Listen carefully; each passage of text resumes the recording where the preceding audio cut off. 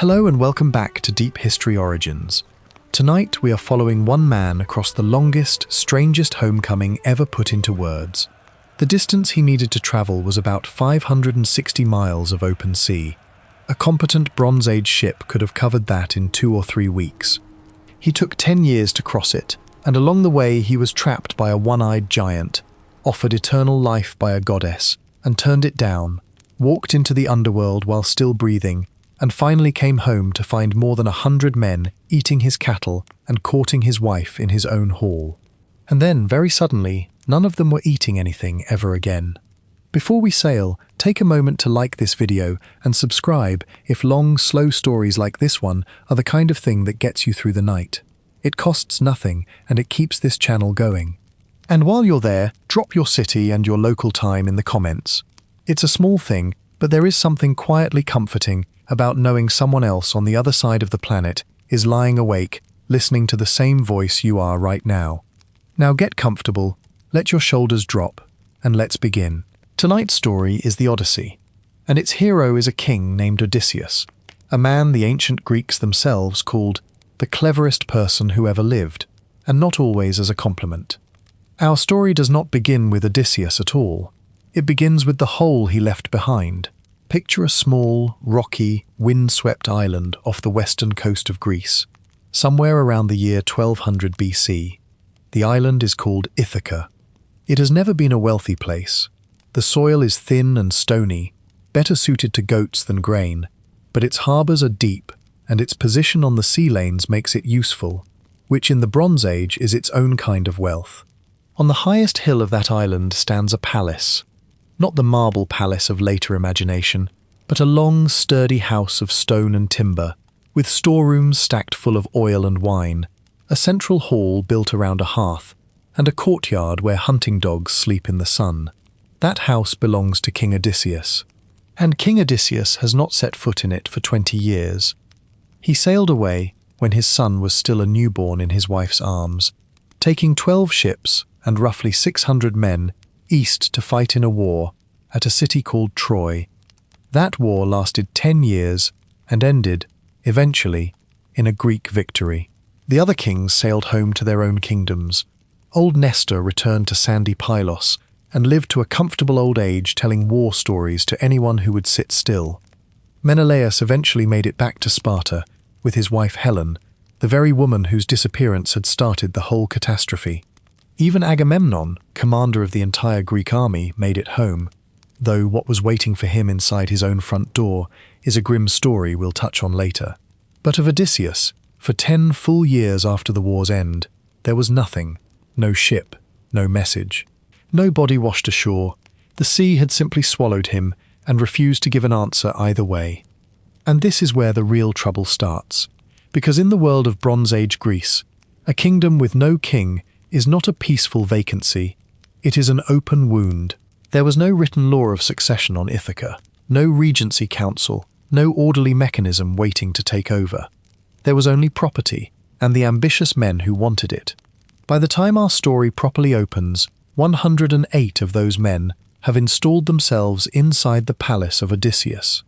They are the sons of the noble families of Ithaca and the neighbouring islands, and they are known to history as the Suitors, because every last one of them is angling to marry Penelope, the queen. Whoever marries her inherits the palace, the herds, the treasury, and very possibly the throne itself. So they wait. And while they wait, they eat. Day after day, the suitors slaughter Odysseus's cattle and pigs, drain his wine stores, and lounge across his great hall shouting for the servants and playing at games as if the house already belonged to them. They've been doing this for roughly 4 years running. It is a slow, legal, smiling kind of theft. No single dinner breaks any custom of hospitality, but 1,000 dinners strung together are bleeding the estate to nothing. The Greeks held a sacred principle called xenia, the law of guest friendship, which obligated any household to shelter and feed a traveller who came to its door. The suitors have taken that beautiful ancient custom and turned it into a weapon aimed at the family that can't legally throw them out. At the centre of this quiet siege stand 2 people, and they are 2 of the most remarkable figures anywhere in ancient storytelling. The first is Penelope. She cannot fight off 100 armed young men. She cannot order them out. She has no army, no husband present to give the order, and no proof her husband is even alive to come home to. What she has is patience of an almost inhuman order, and one of the sharpest minds in the entire poem. For roughly 3 years, she held every suitor at bay with a single trick. She announced she would choose a new husband the moment she finished weaving a burial shroud for her aging father-in-law Laertes. Every day she sat at her loom, weaving. Every night, by torchlight, she quietly unpicked the day's work, thread by thread. The shroud never grew a single inch closer to finished. It took 3 years and a servant girl's betrayal before the suitors finally understood why. The second is Telemachus, her son. He was a baby the day his father sailed for Troy, which means he has never once seen his own father's face. He has grown up inside a house full of men who mock him openly, living in the shadow of a legend he can't personally remember, old enough now to feel the injustice of it, and not yet strong enough to do anything about it. 108 of them, one of him. That is the state of Ithaca as this story begins, and it is worth pausing to notice something the poem itself is doing. The Odyssey does not open with its hero at all. It opens with the mess he left behind. An ancient audience, hearing this poem performed aloud by a professional singer at a feast, would have understood at once that this was not simply an adventure story about monsters and magic. It is a story about a household teetering on the edge of ruin, and about whether order, once broken this badly, can ever be put back together. A quick word about where this story actually comes from, because the telling of it is nearly as strange as the tale itself.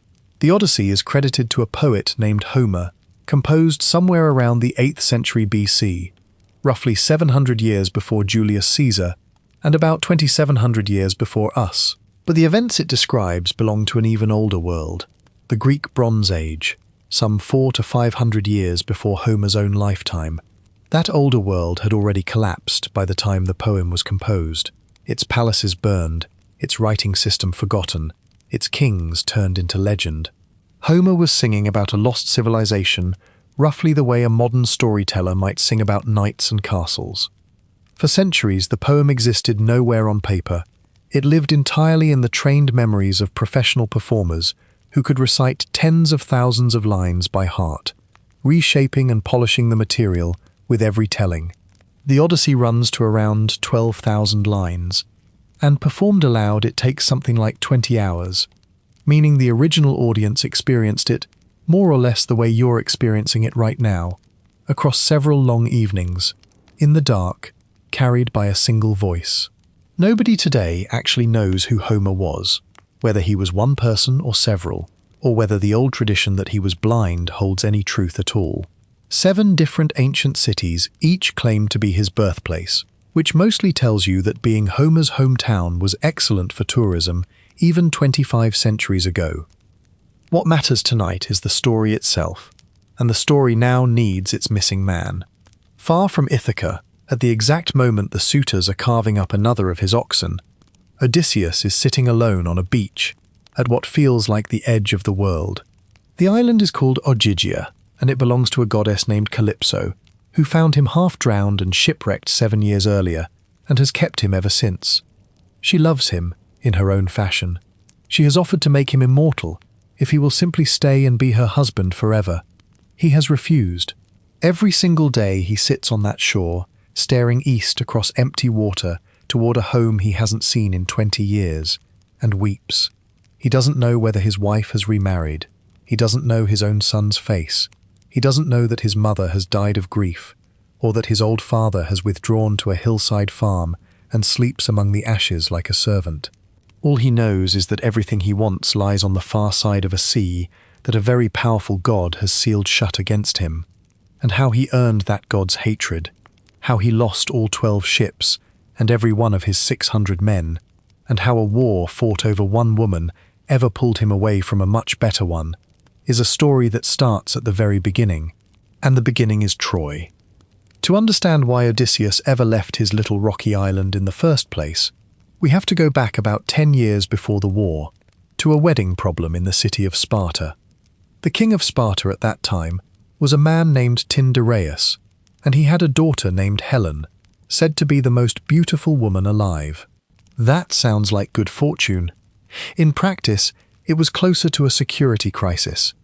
Every unmarried king and prince in Greece wanted her, and dozens of them arrived in Sparta at once, armed, proud, and touchy about their honor. Whichever man Tyndareus finally chose, the rest might well feel insulted enough to start a war on the spot. The wedding of the century was one careless word away from becoming a battlefield. Among that crowd of suitors was a young king from the Western Islands, not the richest, not the most impressive to look at, but already known for his mind. This was Odysseus. And Odysseus, sizing up the room, understood two things immediately. First, he had no real chance of winning Helen against wealthier, better-connected rivals. Second, there was an opportunity here regardless. He went quietly to Tyndareus and offered a way out of the entire dangerous mess, in exchange for a favor. His solution was this: before any choice was announced, every single suitor would swear a binding oath before the gods to accept whichever man was chosen. And more than that, to come to the defense of that marriage if it was ever violated by anyone at any time. Every hopeful suitor, each privately certain he'd be the winner, swore it. Tyndareus then chose Menelaus, a prince of the powerful house of Atreus, and nobody could object, because everybody had already promised not to. The favor Odysseus asked for in return tells you exactly what he actually valued. He wanted help winning the hand of a different woman entirely. Tyndareus's niece, a clever, steady young woman named Penelope. He got her, and by every account it turned out to be that rarest thing in Greek mythology, a genuinely good marriage. Odysseus brought his bride home to Ithaca, and in time they had a son. Now notice what Odysseus has just done. He has diffused a political crisis, made a powerful ally, and married exactly the woman he wanted. He has also, without realizing it, built the exact mechanism that will one day drag him away from all of it. That oath he invented was a loaded weapon left lying on the table of Greek politics, waiting for someone, eventually, to pick it up. The someone was a Trojan prince named Paris. Troy was a real place. Its ruins still stand today on a low hill in northwestern Turkey called Hisarlik, overlooking the strait connecting the Aegean to the Black Sea. In the late Bronze Age, it was a wealthy, fortified city, perfectly positioned to profit from trade moving between two seas, ringed by massive sloping stone walls that archaeologists have physically dug out of the ground. To the Greeks, it looked rich, sophisticated, and just foreign enough to be interesting. According to the legend, the trouble began at a wedding on Mount Olympus, when the goddess of discord tossed a golden apple inscribed "For the fairest" into a crowd of goddesses.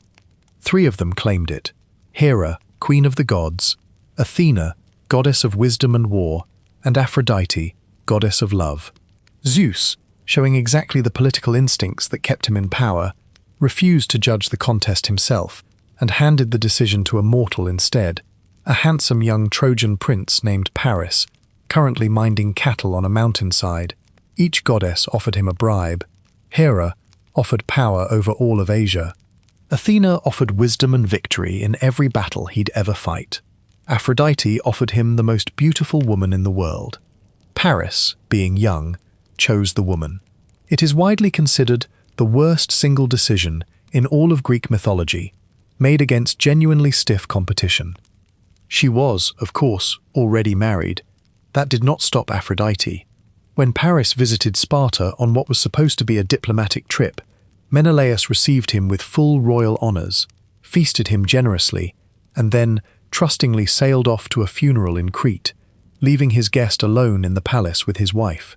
When Menelaus returned, Helen was gone, sailed away to Troy with Paris, along with a considerable chunk of the palace treasury. Whether she went willingly or was taken by force is a question the ancient Greeks themselves argued about for 1,000 years, and the ancient sources genuinely disagree. Either way, the old oath came due. Menelaus went to his brother Agamemnon, the most powerful king in Greece, and Agamemnon sent out the call. Every man who had once sworn the oath of Tyndareus was now bound to sail against Troy and bring Helen home. And here we meet one of the most human moments in the entire legend. Odysseus did not want to go. He was no coward, but he could count. Troy was far away, its walls were famous, and the war promised to be a long one. He had a young wife, an infant son, and a kingdom that needed him at home. An old prophecy had apparently warned him that if he sailed for Troy, he would not return for 20 years, and would come back alone and unrecognized. So when the army's recruiters landed on Ithaca, led by a sharp-eyed noble named Palamedes, Odysseus tried the only escape route available to a man bound by a sacred oath. He pretended to have lost his mind. The recruiters found the king of Ithaca out in a field, ploughing it. But ploughing it wrong in every way a field can be ploughed wrong. He had yoked an ox and a donkey together, two animals of completely different size and speed, so the plough lurched and wandered uselessly. He was sowing the furrows with salt instead of seed. He stared through his visitors as though they weren't there at all. A madman cannot swear oaths, and a madman cannot go to war. It was, by any measure, a good performance. Palamedes didn't believe a word of it, and he devised a test as ruthless as it was simple. He took Odysseus's infant son Telemachus from his nurse's arms and set the baby down directly in the path of the oncoming plough. Odysseus swerved. Of course he swerved. And in that single swerve, the entire act collapsed. A man sane enough to save his son was sane enough to fight in a war. So Odysseus went. He never forgave Palamedes for it, and years later, at Troy, he would take a cold, methodical revenge on him, forging false evidence that framed the man as a traitor and getting him stoned to death by his own army. It's one of the darkest episodes attached to Odysseus's name, and the Odyssey itself politely never brings it up. But it's worth knowing, because it shows you the other edge of the blade. The same cleverness that saves Odysseus again and again in the story we're about to follow could also destroy, and, at least once, did. Once caught, Odysseus threw himself into the war effort with the energy of a man who has decided the fastest way home is straight through the middle. He became the expedition's chief recruiter and fixer. His most famous catch was a teenager hidden away on the island of Skyros, disguised in girls' clothing among the local king's daughters, because his goddess mother knew he was fated to die at Troy if he ever went. That boy's name was Achilles, and he was prophesied to become the single greatest warrior of his generation. Odysseus found him through a trick. He arrived disguised as a travelling peddler and laid out his wares in front of the king's daughters, fine cloth and jewellery, with a spear and shield mixed in among the trinkets. Then he had a war trumpet sounded, as if raiders had landed. The girls scattered in fear. One of them grabbed the spear and shield and stood ready to fight. Odysseus had his man. By the time the fleet finally assembled at the port of Aeolus, it was the largest armed force the Greek world had ever gathered, over 1,000 ships, according to the poets, drawn from every kingdom in Greece. Odysseus commanded his own 12 ships from Ithaca and the Western Islands, a modest squadron next to Agamemnon's 100, but the High King hadn't recruited him for his numbers. The wind failed entirely at Aeolus, and the whole fleet sat trapped in harbour until a priest told Agamemnon he had personally offended the goddess Artemis, and that the price of her forgiveness was the sacrifice of his own daughter, Iphigenia, lured to the camp under the pretense of a wedding. The wind rose. The fleet finally sailed, and behind it, in Mycenae, a queen named Clytemnestra began the long, patient hatred of her husband that would one day finish what Troy itself never could. The 1,000 ships crossed the Aegean toward a war that everyone genuinely expected to be short. It swallowed 10 years instead, and the finest men of an entire generation, and at the center of it all, holding the whole fraying enterprise together with words, tricks, and sheer stubbornness, was the man who had once tried to plough his way out of ever going. 10 years before Troy's walls, the Greeks beached their ships, built a fortified camp on the shore, and settled in for what they still believed would be a quick campaign. It lasted a decade, and to understand why, you only need to look at those walls. The fortifications of Troy were the finest in that corner of the world. High, sloping courses of cut stone crowned with brick, anchored with towers, so famous that legend claimed the gods themselves had helped build them. Bronze Age Greeks had no siege towers, no catapults, no engineering tradition for cracking a fortress at that scale. What they had was infantry, chariots, and time. So the war became something slower and stranger than the siege we might picture. The Greeks couldn't seal the city off entirely, and the Trojans, backed by allies from across Anatolia, couldn't push the invaders back into the sea. For years, the fighting rolled back and forth across the plain between the city walls and the beached ships, while Greek raiding parties stripped the surrounding towns of food, treasure, and captives. In that long grind, different men mattered in different ways. Achilles was the spearhead, the terror of the battlefield, worth a regiment on his own. The great warrior Ajax was the wall, a huge man behind a huge shield who simply never broke. Agamemnon held overall command, and old Nestor supplied seasoned advice from the sidelines. Odysseus became something else entirely, something no other leader in the camp could be. He was the mind of the army. When the Greeks needed a negotiator, they sent Odysseus. Before the fighting even began, he and Menelaus walked into Troy itself, under diplomatic protection, and stood before the Trojan assembly to formally demand Helen's return. The Trojans who witnessed him speak that day remembered it for years afterward. At first they said he didn't look like much. He stood stiffly, eyes down, gripping the speaker's staff as though he'd never held one before, and you might easily have mistaken him for an awkward, sulky man. Then he began to speak, and the words came like snowflakes in a winter storm, and no man alive could match him. Troy refused the demand anyway. There were Trojans who wanted to simply hand Helen back and end the danger, but the court around old King Priam chose war instead. When the army's morale cracked, it was Odysseus who put it back together. In the 9th year, Agamemnon made the mistake of testing his exhausted troops by proposing they give up and sail home, expecting them to angrily refuse. Instead, they cheered and bolted for the ships. The entire 10-year war was minutes from simply dissolving on the spot. It was Odysseus who ran through the panicking crowd, snatched the royal staff, publicly shamed the officers, struck the loudest agitator, and physically drove the army back to its assembly. He talked them back into their own war. No sword accomplished more that particular day. When quarrels broke out among the leadership, it was Odysseus they sent to fix them. The most dangerous quarrel of all came late in the war, when Agamemnon insulted Achilles over a captive woman named Briseis, and Achilles, the single indispensable man in the entire army, withdrew himself and his troops from the fighting and sat in his tent while Trojan attacks reached the Greek ships and set them burning. Agamemnon, humbled, offered a fortune in gifts to bring him back, and chose Odysseus to lead the embassy and make the case. Odysseus laid out the offer, using every persuasive skill he had. Achilles refused him anyway.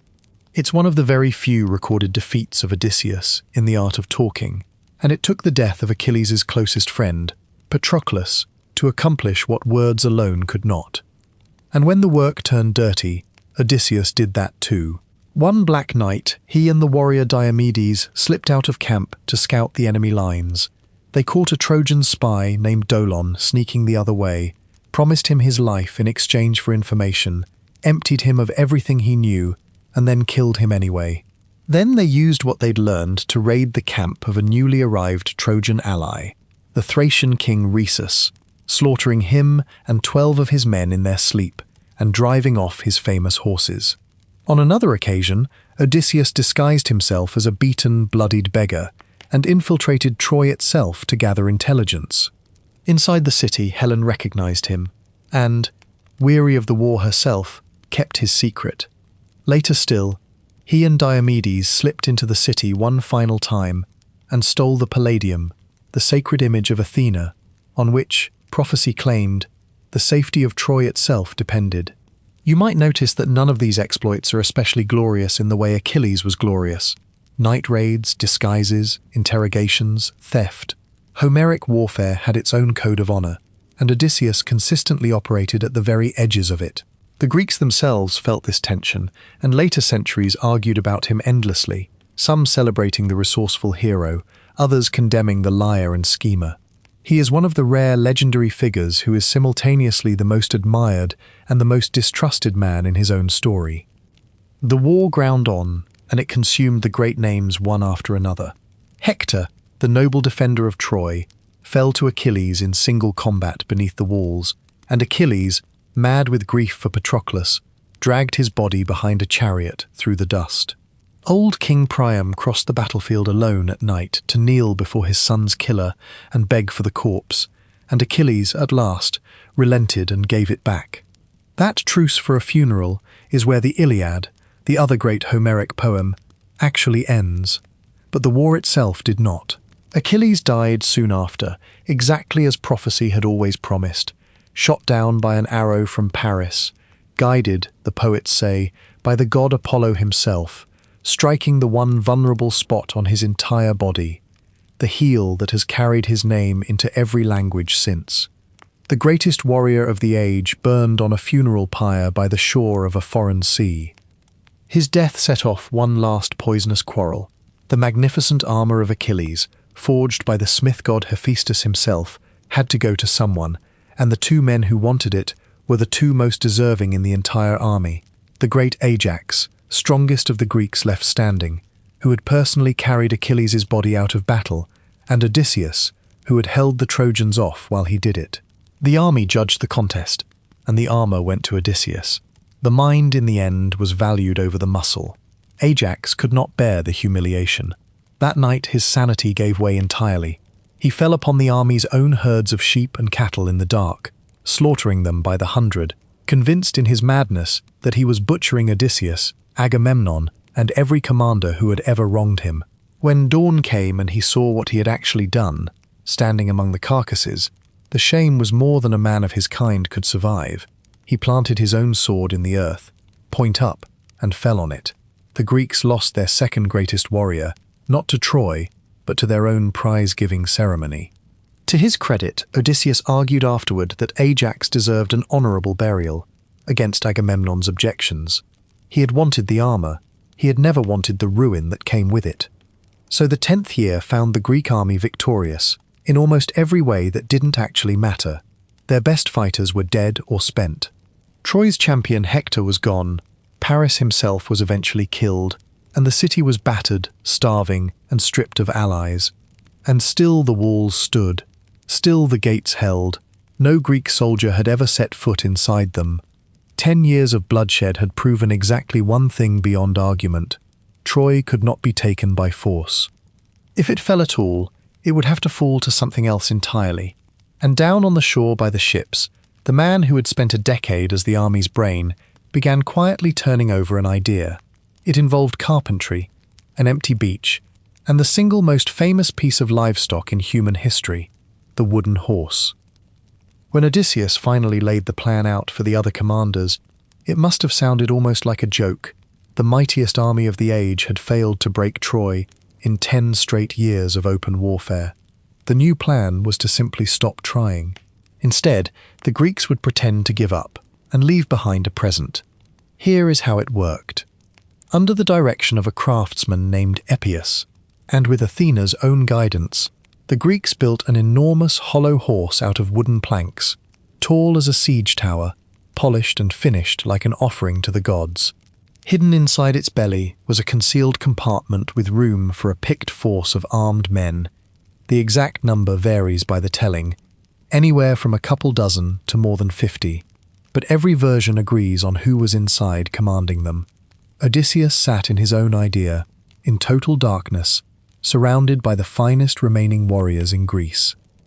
Then the army did the hard part. It vanished. The Greeks burned their own camp, dragged their ships into the water, and sailed away in full view of the Trojan walls, leaving the enormous horse standing alone on the empty beach. The fleet didn't actually go home. It went just far enough over the horizon to the island of Tenedos, and waited. One man stayed behind on purpose. His name was Sinon, a volunteer for what may be the bravest, least celebrated job of the entire war. His task was to be captured. Found hiding in the marshes and dragged before the Trojans, Sinon spun out an elaborate story. He claimed the Greeks had genuinely given up and sailed for home, and that they'd left the horse behind as an offering to Athena to atone for the theft of her sacred statue. He claimed they had built it deliberately enormous so the Trojans could never drag it inside their own walls, because a prophecy warned that if the horse ever stood inside Troy, The city would become permanently unconquerable, and he claimed the Greeks had originally meant to sacrifice him to the gods for a safe voyage home, and that he'd escaped and now hated his own countrymen for it. Every detail was engineered, almost certainly by Odysseus, to make the Trojans actively want the horse inside their city, not merely tolerate its presence. The lie didn't push, it pulled. Not everyone in Troy was fooled. A priest named Laocoon warned against accepting the gift with a line that has become immortal, that he feared Greeks even when they came bearing presents, and hurled a spear into the horse's flank, where it stood quivering in the wood. Inside, the hidden men held their breath. Then, in front of the entire city, 2 enormous serpents rose from the sea and crushed Laocoon and his sons to death. The Trojans read it as divine judgment against a man who had insulted a sacred offering. The princess Cassandra, cursed by Apollo to always speak the truth and never once be believed, cried out that the horse was full of armed soldiers. The city laughed at her, exactly as it always did. The Trojans tore down a section of their own wall to bring their prize inside, hauled it up to the citadel with ropes and rollers, wreathed it in flowers, and threw the biggest party the city had ever seen. 10 years of siege were finally over. They drank the way people drink when a war ends, and by the small hours Troy was asleep for the first time in a decade, with barely a watch worth the name. In the darkness inside the horse, there had been one last test of nerve. Helen herself had come down to the horse that evening and, whether from suspicion, mischief, or some divided loyalty of her own, had circled it, calling out to the hidden men in the exact voices of their own wives. One of the warriors, hearing his wife's voice after 10 years apart, very nearly answered. Odysseus clamped a hand over the man's mouth and held it there until Helen finally gave up and walked away. Deep in the night, Sinon slipped out and lit a signal fire. On Tenedos, the waiting fleet saw it and turned back for shore. Inside the citadel, a hatch opened in the horse's belly, and Odysseus and his men climbed down a rope ladder into the sleeping heart of Troy. They killed the handful of sentries, threw open the gates, and let the returning army pour in. What followed was not a battle. It was the sack of a city, and the ancient tellings do not soften a single moment of it. The Trojans woke to fire, screaming, and armed men already standing in their streets. Some fought back magnificently and hopelessly, half-armed in doorways and courtyards. Priam's own palace became a slaughterhouse. The old king put on armor his body could no longer carry, and his wife Hecuba pulled him back toward the household altar, the most sacred place of refuge in his world. It did not save him. Achilles' teenage son Neoptolemus killed Priam right there at the altar itself, one of the great sacrileges of that entire terrible night. There were others. The princess Cassandra fled to the temple of Athena and clung to the goddess's statue for protection, and a Greek commander known as Ajax the Lesser, a different man entirely from the great Ajax, tore her away from it inside the sanctuary itself. Hector's small son was thrown from the walls, killed as a child so he could never grow up to seek revenge. The women of the royal house, queens and princesses of the richest city in that world, were divided among the victors like property. By morning, Troy was a smoking ruin, and everything the Greeks had crossed the sea for was loaded onto their ships. Helen was returned to Menelaus, who had sworn to kill her the moment he saw her again, and found, standing in front of her at last, that he simply couldn't. And here is the turn in the story that ancient audiences understood instinctively, and that we need to understand too, to make sense of everything that follows. The Greeks had won the war, and in winning it, they had lost the gods. Greek religion was never a religion of mercy, but it was absolutely a religion of limits. Altars were sacred, temples were sacred. People who placed themselves under a god's protection were, by law of heaven, untouchable. On the night Troy fell, drunk on 10 years of pent-up rage, the victors broke every one of those limits at once. Athena, who had backed the Greeks through the entire war and personally helped design the horse, turned against them overnight because of the outrage committed in her own temple. When the army failed to properly punish the man responsible, her anger settled onto the whole fleet. The homecomings, as a direct result, became a second catastrophe almost as brutal as the war itself. The Greeks quarreled bitterly before they'd even finished loading the ships, splitting the fleet apart. Storms scattered them across the eastern Mediterranean. Ajax the Lesser was shipwrecked, dragged himself onto a rock, boasted loudly that he'd survived in spite of the gods, and was promptly smashed into the sea by Poseidon for the remark. Menelaus was blown clear to Egypt and wandered for 7 years before finding his way home. Agamemnon reached his own harbour swiftly, which turned out to be the worst luck of all. His wife Clytemnestra, who had spent 10 years quietly remembering the daughter he'd sacrificed at Aeolus, welcomed him home with a red carpet, a warm bath and a knife. The High King of the Greeks, conqueror of Troy, was butchered inside his own house on the very day of his return. And Odysseus, the man who had built the horse and, in a very real sense, won the war, put to sea from the smoking ruins of Troy with his 12 ships and roughly 600 men, expecting, like everyone else, to be home within a few weeks. The gods had other plans for him, and, in fairness, so did his own choices. The city he had burned would be avenged not by armies but by geography, weather, appetite, and one very large, very angry shepherd. The real journey was about to begin. The fleet set sail. 12 ships stood off the Trojan shore in the early summer light, loaded low in the water with plunder. Each was a black-hulled galley of the Bronze Age type, carrying perhaps 50 men, with a single mast and one square sail, and benches of rowers for when the wind failed.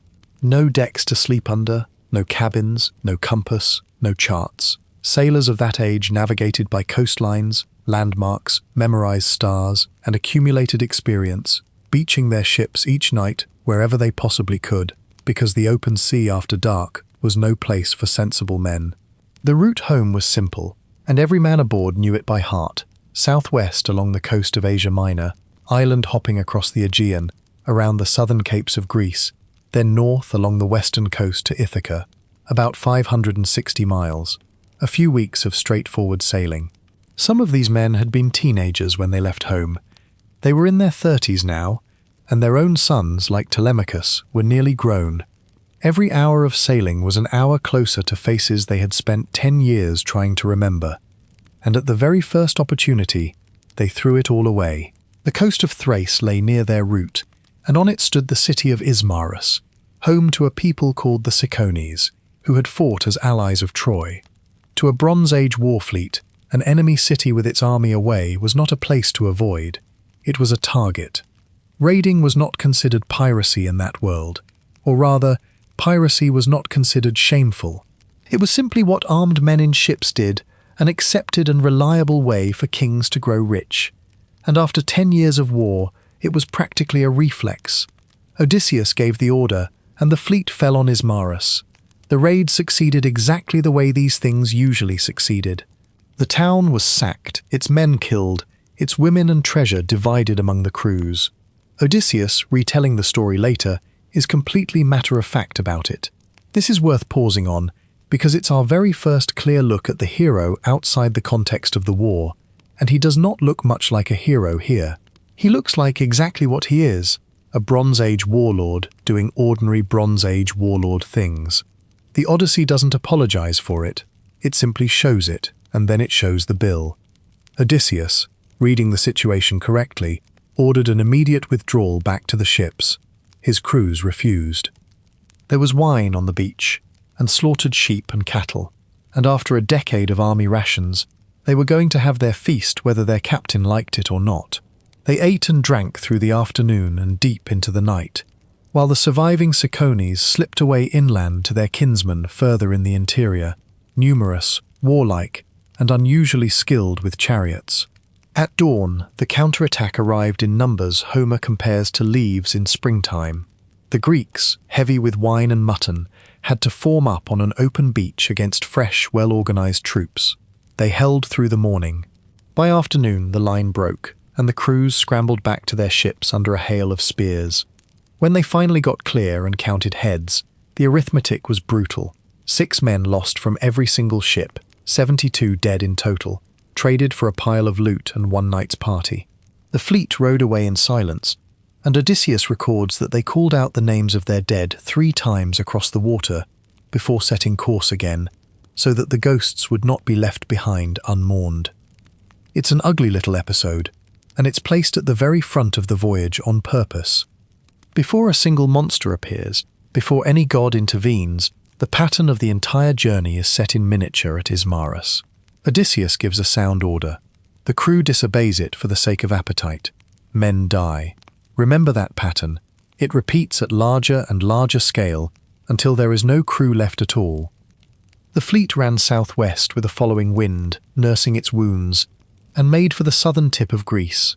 They passed the island of Cythera and reached the last great obstacle on the entire route, Cape Malea, the southeastern fingertip of the Greek mainland. Cape Malea is not a legend. It is a real headland, and it has been feared by real sailors for as long as ships have existed. The mountains around the cape twist and funnel the winds unpredictably. The currents are treacherous, and weather from the north can hurl a vessel away from land faster than oars can ever answer it. The ancient Greeks had a proverb about it: round Malea and forget your home. Odysseus's fleet reached the cape, turned the corner, and was very nearly home. Ithaca lay perhaps a week's sailing away. Then the north wind came down like a fist. The storm caught all 12 ships at the worst possible position and drove them bodily away from the cape, south past Cythera and out into open water. For 2 days and 2 nights they ran before it, sails torn, unable to claw their way back. On the 3rd day, the sky finally cleared, and they raised sail and tried to fight their way north again. The wind and current wouldn't allow it. 9 days, Odysseus says. 9 days the winds carried them across the open, fish-filled sea, away from every coastline any man aboard had ever seen or even heard described. 9 days is the poem's way of drawing a line across the map, and then quietly erasing the map. Everything before Cape Malea is real, verifiable geography you could visit today. Troy, Ismarus, Cythera, the cape itself. Everything after it belongs to a completely different kind of space, a sea of islands that appear on no chart, populated by beings that follow no human rules at all. For the men actually on those ships, of course, it wasn't a literary transition. It was slow, dawning dread. Bronze Age sailors lived by known coastlines the way we live by roads, and they were now beyond every one of them, running on guesswork, their waterskins going flat, with no idea what shore might rise ahead. 10 years of war had at least been 10 years spent in a known place. This was something entirely new, the particular fear of being lost, which is different from the fear of simply being attacked, and in some ways worse, because there is nothing to fight back against. On the 10th day, a low green coastline finally lifted over the horizon. The ships ran in, found fresh water, and the exhausted crews ate a meal on the beach with whatever provisions they had left. It seemed, on the surface, like a gentle place. No walls, no chariots, no spear points glinting on the hillsides. Odysseus, cautious now after Ismarus, didn't land the whole force at once. He picked 2 sailors and a herald and sent them inland with the simplest instructions imaginable. Find out who lives here and whether they eat bread, which was the Greek shorthand for asking whether the local inhabitants were civilized at all. The 3 men walked into the green interior of the country. They did not come back on their own. This was the land of the Lotus-Eaters. The people of that coast were, by every outward measure, the kindest hosts Odysseus would meet across his entire voyage. They didn't attack the 3 scouts. They didn't rob them, enslave them, or hold them for ransom. They welcomed the strangers, sat them down, and shared their food. Precisely what the sacred law of hospitality asked of them. The food was the fruit of the lotus, a sweet flowering plant that made up the entirety of their diet, and, as far as anyone could tell, the entirety of their civilization too. And whoever ate it simply stopped wanting to go home. That is the entire mechanism of the episode, and it is a quietly horrifying one. The lotus didn't poison the body or overpower the will. The scouts were awake, healthy, comfortable, and perfectly, genuinely content. They simply no longer cared about Ithaca at all. The wives and children they had spent 10 years fighting to return to faded into a pleasant irrelevance, like a story that had happened to somebody else. All they wanted was to remain exactly where they were, eating lotus among the Lotus-Eaters forever. Odysseus understood the danger the instant he heard it, and his response tells you a great deal about who he actually is. He didn't negotiate. He didn't send more men to check on the first three. He certainly didn't sample the fruit himself to assess the threat firsthand. He went in personally with a rescue party, seized the three weeping scouts by force, dragged them back to the ships while they begged and struggled to stay behind, and tied them to the rowing benches. Then he ordered every remaining man aboard immediately, before anyone else on the crew could so much as taste the fruit, and the fleet pulled away from that gentle coastline at speed, three of its own sailors lashed down and sobbing for the shore they'd just been ripped away from.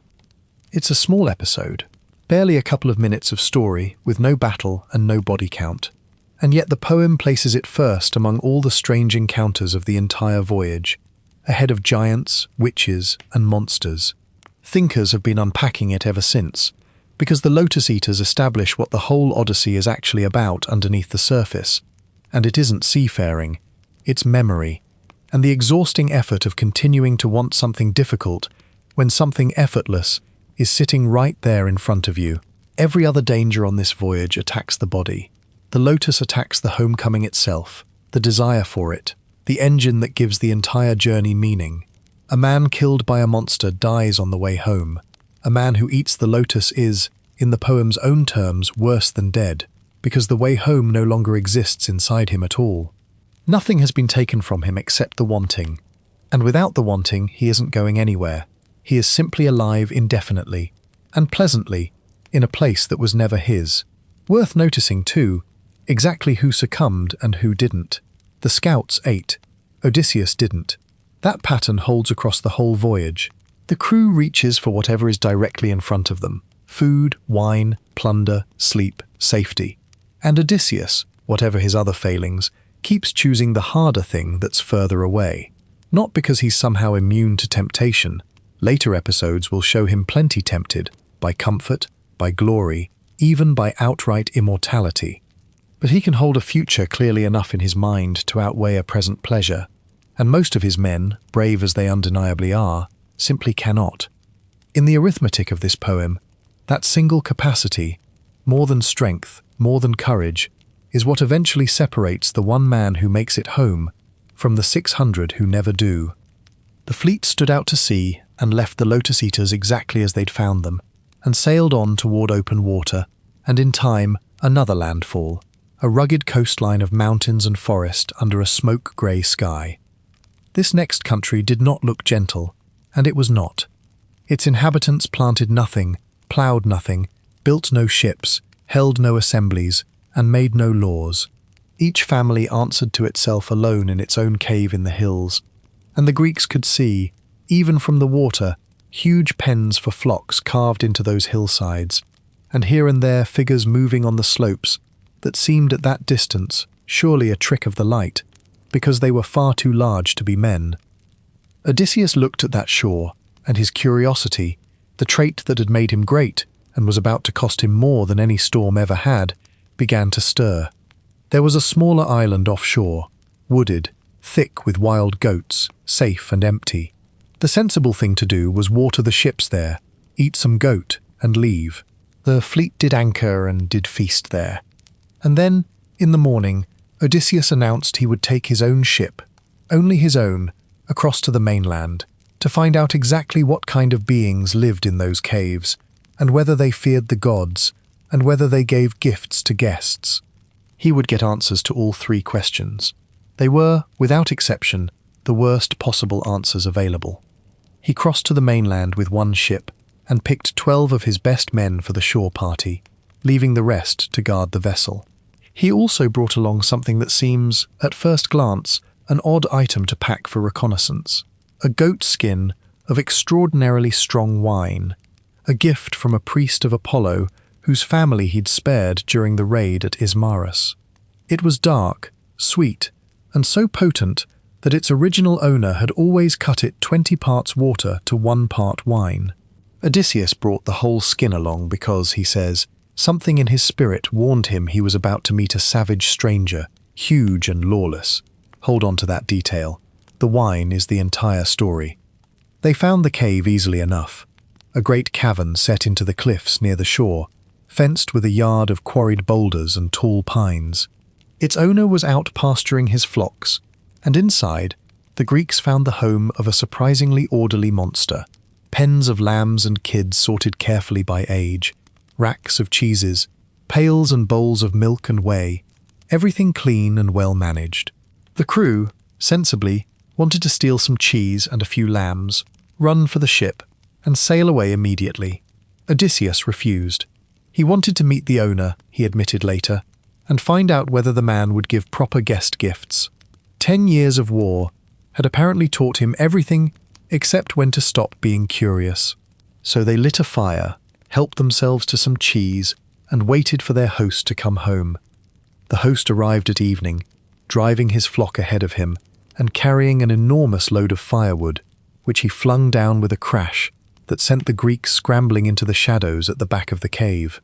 Then he rolled a boulder across the entrance, a stone so massive, Homer says, that 22 wagons couldn't have moved it together, and the Greeks, hidden in the darkness, finally got their first clear look at him. His name was Polyphemus, and he was a Cyclops, one of a race of one-eyed giants, and, as it happened, a son of Poseidon, god of the sea. He milked his ewes and goats in perfect, practiced order, curdled half the milk into cheese, set the rest aside for his own supper, and then rekindled the fire, and by its light he finally saw the men. What follows is one of the most chilling exchanges in all of ancient literature, precisely because it begins as ordinary etiquette. Odysseus stepped forward and made a proper, formal speech. They were Greeks, he explained, homeward bound from Troy, blown off course, and they came to him now as suppliants, hoping for hospitality or a guest gift, as custom demanded. He reminded the giant that Zeus himself protects strangers and avenges any wrong done to a guest. It was the correct speech, the exact one that had worked on every civilized shore in the Greek world. Polyphemus answered that the Cyclopes cared nothing whatsoever for Zeus, or any god, being far stronger than gods themselves, and then asked, almost casually, where the ship was moored. Odysseus, lying smoothly even now, claimed the ship had been wrecked on the rocks, and that these men were its only survivors. Polyphemus made no reply to that at all. Instead, he lunged, snatched up 2 of the sailors, one in each huge hand, smashed them against the cave floor, tore them apart, and ate them, bones included, while their comrades wept and raised their hands to a Zeus who did not intervene. Then he washed the meal down with milk, stretched out among his sheep, and went to sleep. Consider Odysseus's position in that exact moment, because it is a genuinely perfect trap. His sword hung at his side, and he was seriously tempted to creep across the cave and drive it into the sleeping giant's liver. He stopped himself with a piece of cold, immediate reasoning, the boulder. If Polyphemus died right now, the entrance would stay sealed forever, because no combination of ordinary men could shift that stone. Killing the monster meant slowly starving to death beside his own corpse. The jailer had to be kept alive for the prison door to ever open again. Whatever escape existed would need to leave the giant both able to move the boulder and unwilling, or unable, to stop them going through it. It is, stepping back from it, a genuinely elegant logic problem being solved in total darkness by a man who is currently listening to his friends being digested. Morning came, and Polyphemus breakfasted on 2 more sailors, then drove his flocks out to pasture, rolling the boulder shut behind him as easily as a man caps a jar. And through that entire long day, locked inside the cave, Odysseus built his plan. There was a great club of green olive wood lying in the cave, thick as a ship's mast. He cut a length from it, and his men shaved it smooth, sharpened one end to a point, and hardened that point in the fire, then hid the whole stake under a pile of dung. They drew lots for the 4 men who would help him drive it home, and the lots, Odysseus notes, fell on exactly the men he would have chosen anyway. Evening came, and the giant returned and ate 2 more men. 6 were gone now, out of the original 12, and now came the wine. Odysseus filled a bowl with the priest's undiluted vintage, and offered it to Polyphemus politely, as though it were simply a gift to accompany his meal of human flesh. The giant drained it, demanded more, drained that too, and mellowing horribly, offered his guest a gift of his own in return, and asked his name. The answer Odysseus gave him is the single most famous lie in Western literature. "My name," he said, "is nobody. That is what my mother and father and all my friends have always called me. Nobody." Polyphemus, drunk and thoroughly delighted with his own wit, announced his guest gift on the spot. He would eat nobody last, after all his companions. Then he toppled backward and passed out so completely that he vomited in his sleep. The Greeks pulled the stake from its hiding place and heated the point in the embers until the green wood was glowing and ready to catch. Odysseus says, "A god breathed courage into them then, and they needed every bit of it." 4 men lifted the beam. Odysseus guided the point and drove it into the giant's single closed eye, and leaned his whole weight onto it, spinning it the way a shipwright spins a drill, while the eye hissed around the burning point, exactly the way hot metal hisses when a smith plunges it into cold water. Polyphemus woke screaming, tore the stake free, and bellowed for help, and his fellow Cyclopes came running through the night from their own caves in the hills, and gathered outside the sealed boulder, asking what could possibly be wrong. Was someone stealing his flocks? Was someone killing him by treachery or by force? And from inside the cave came the anguished answer, "Nobody is killing me. Nobody, by treachery." His neighbors considered this for a moment, and decided that if nobody was harming him, then his trouble must be coming from Zeus, and was strictly his own affair, and he should pray to his father Poseidon about it, and they went back to bed. A trap sprung perfectly through a single name. His own cry for help had accidentally dismissed his own rescuers, but the blinded giant still held the door. He rolled the boulder aside and sat in the entrance with his arms spread wide, feeling for anyone who tried to slip past him among the sheep. He may have been a monster, but he was clearly not a fool. So Odysseus produced his second device. Working quietly in the depths of the cave, he lashed the giant's fattest woolly rams together in threes, using willow branches taken straight from the monster's own bed. Under the belly of each middle ram, he tied one of his men, with the flanking rams shielding him from either side. For himself, he took the single biggest ram in the entire flock and clung underneath it by hand, buried in the wool. At dawn, the rams pushed out to pasture, as they always did, and Polyphemus stroked the back of every single animal as it passed beneath his hands, and felt nothing but wool. His favourite, the great ram carrying Odysseus underneath it, came last, and the giant paused and spoke to it gently, wondering aloud why the leader of the flock was moving so slowly today, and whether it grieved for its master's ruined eye, and promising, in a soft voice, exactly what he intended to do to nobody if he ever caught him. Then he let the ram through. Sometimes the most unsettling moment in an entire horror story is the tender one. Beyond the boulder, safely out of arm's reach, the Greeks untied themselves, ran for the ship, driving the stolen rams ahead of them, and pulled hard for open water. 6 men fewer than they'd arrived with, but alive, free, and clear. And that should have been the end of it. It very nearly was, right up until nobody's fatal boast. The ship pulled away from the shore of the Cyclopes, oars beating fast, the stolen rams bleating in the hold. Behind them, on the cliff top, the blinded giant felt his way along the rocks, following the sound of the rowing. The sensible course was total silence. Every stroke of the oars brought more distance, and distance was safety, and every man at the oars understood it perfectly. Odysseus could not help himself. When the ship had reached about the distance a shout can carry, he stood up and delivered one. "Cyclops," he called out, "if anyone ever asks how you lost your eye, tell them it was your own fault, for devouring guests in your own home, and that Zeus and the other gods have punished you for it." The response was immediate and very nearly fatal. Polyphemus wrenched the top clean off a hillside and hurled it toward the sound of the voice. The rock landed just ahead of the bow, and the wave it threw up drove the ship backward toward the beach, so close that the crew had to fight the current and row for their lives all over again.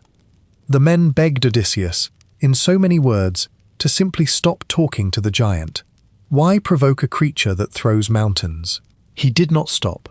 This is the moment the entire voyage turns on, so let's slow all the way down and watch it happen.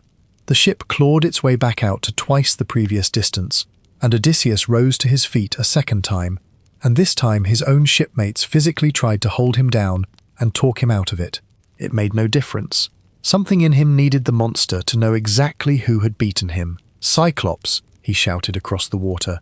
"If anyone ever asks who blinded you, tell them it was no nobody. Tell them it was Odysseus, sacker of cities, son of Laertes, whose home is on Ithaca." Name, title, father, and home address. He gave the monster everything.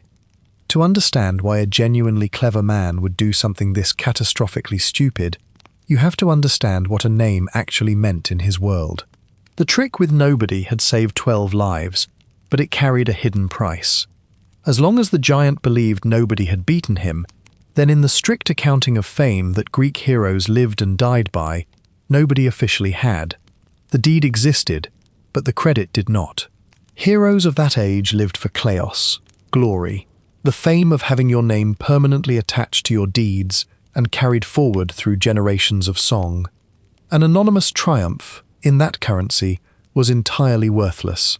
Standing in that boat, Odysseus was choosing between safety and signature, and he chose signature.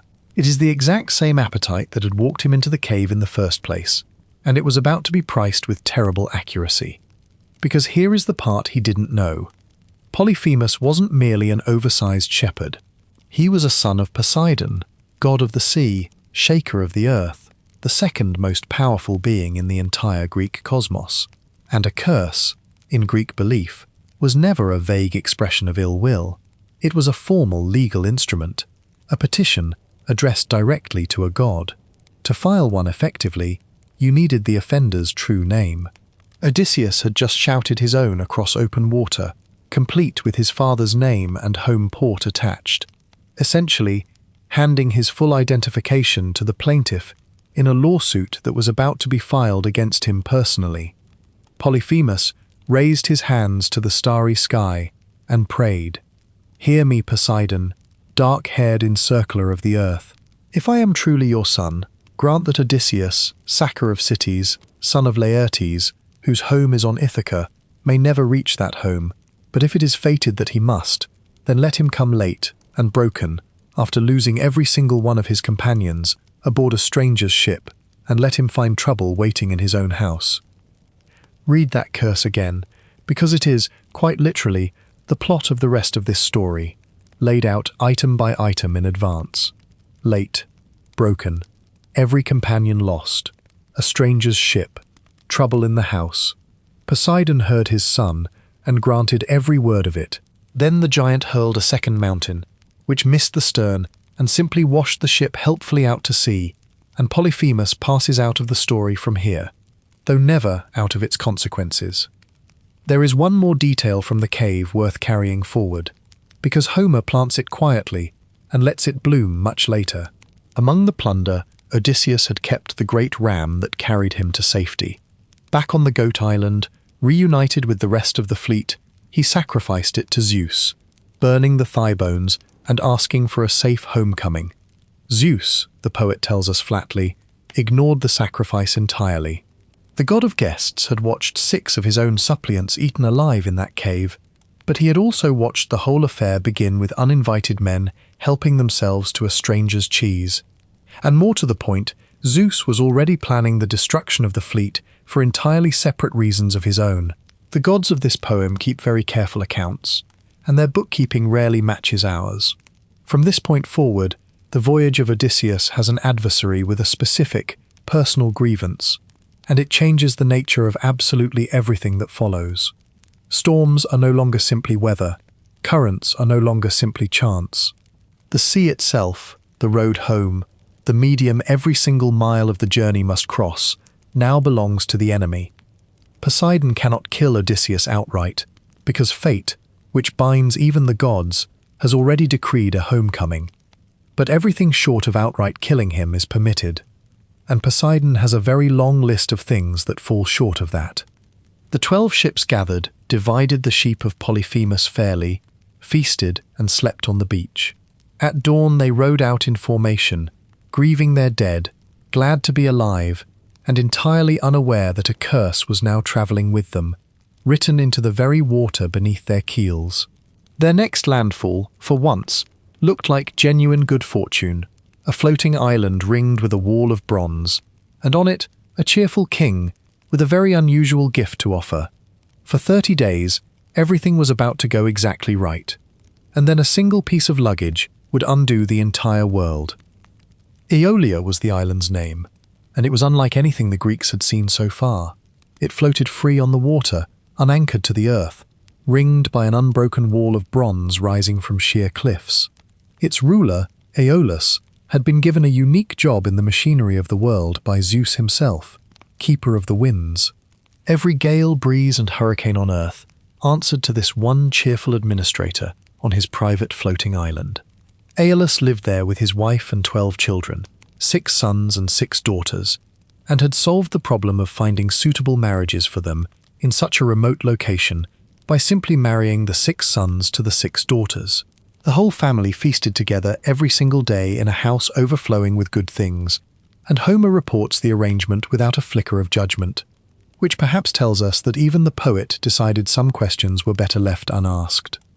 More importantly, Aeolus turned out to be a genuinely good host, the first the voyagers had encountered since leaving Troy. He took Odysseus and his crews in and entertained them for an entire month, asking every evening for more of the story. Troy, the horse, the sack of the city, the voyage so far, all of it. And when the Greeks finally asked leave to go, Aeolus did something no other host in this entire epic ever does. He solved the problem outright. He took the hide of a 9-year-old ox and made from it a great leather bag, and into that bag he stuffed every contrary wind on earth except one, the entire howling inventory, the northern gales that had wrecked them off Malaya, the crosswinds, every storm, all of it tied shut inside the leather with a bright silver cord, sealed so tightly that not a single breath could leak free. Then he stowed the bag in the hold of Odysseus's own ship and set the one remaining wind, a steady, gentle breeze out of the west, to blow the entire fleet directly home. It wasn't so much a gift as a guarantee. With every contrary wind in existence imprisoned in that hold, nothing in the sky could possibly stop them, and for 9 straight days and nights, nothing did. The west wind carried all 12 ships east without a single incident, the longest unbroken stretch of pure good fortune in the entire 10-year voyage.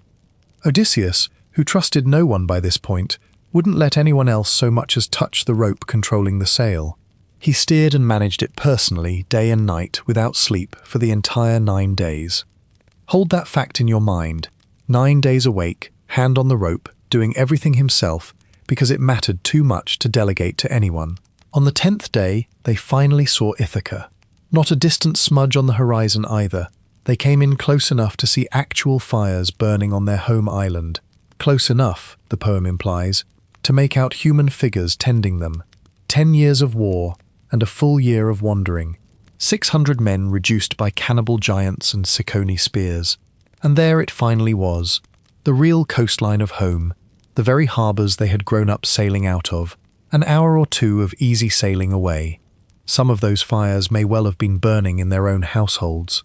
And Odysseus, with the end of everything finally in sight, the rope still gripped in his hand, felt 9 sleepless days land on him all at once. He decided the danger was over. He lay down on the deck, and he slept.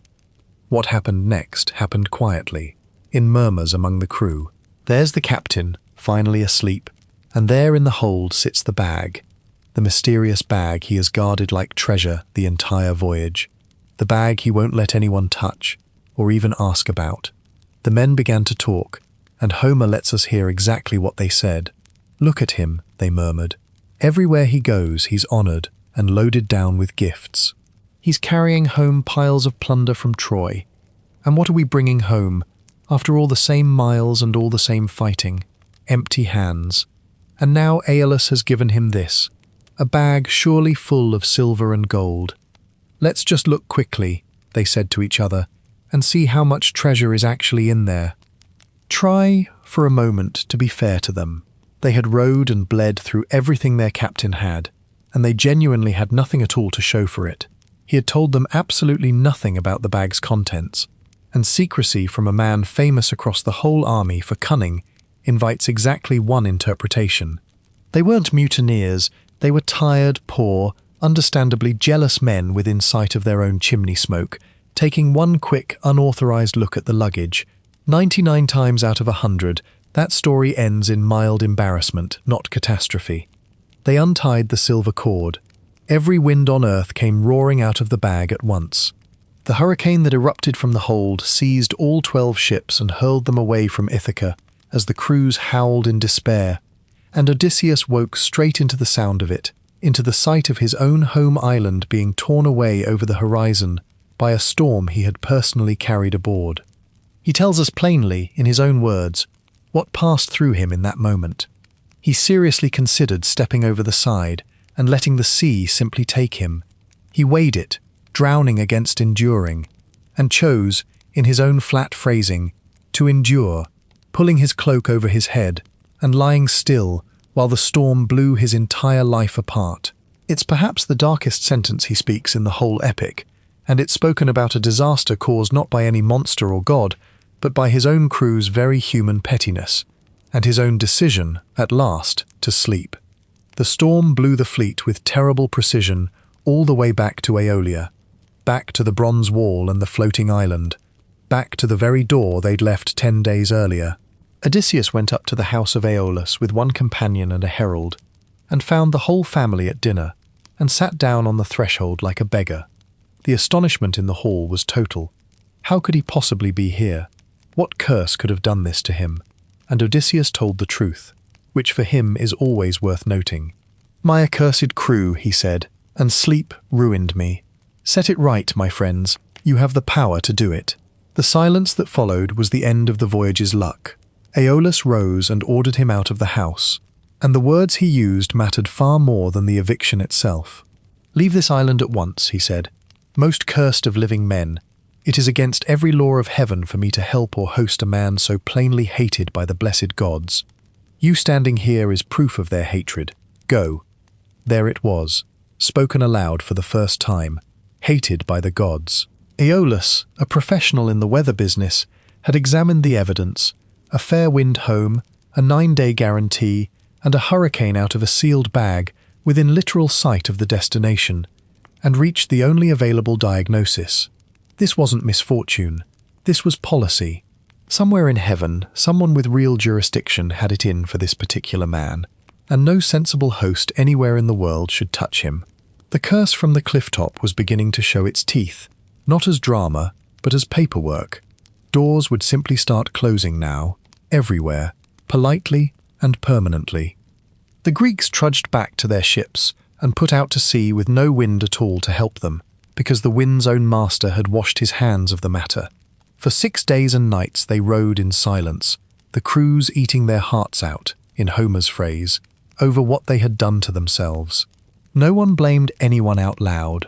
There was nothing left to say. The fires of Ithaca had been visible, and now there was only water and the sound of oars. On the 7th day they raised a coastline, high cliffs enclosing a harbour so sheltered, and still it seemed almost designed by Providence. 11 ships rode gratefully inside and tied up along the rock walls. Odysseus, for reasons he never fully explains, some instinct scraped raw by the past year, kept his own ship outside the harbour mouth entirely, and made it fast to a rock instead. That single decision was about to make him one of the loneliest commanders in the history of the sea. Telemachus was the harbour's name, in the land of the Laestrygonians, and from a sailor's point of view, it was perfect. Sheer cliffs wrapped it round on every side. 2 headlands nearly met at the mouth, and inside no wave ever rose. 11 exhausted crews looked at that flat, windless water after 6 brutal days at the oars, and did exactly the natural thing. They rowed in, moored close together in the calm, and rested. It never seems to have occurred to anyone to ask why a harbour that perfect stood completely empty, with no other ships in it, and no town visible, only a thread of smoke rising somewhere inland.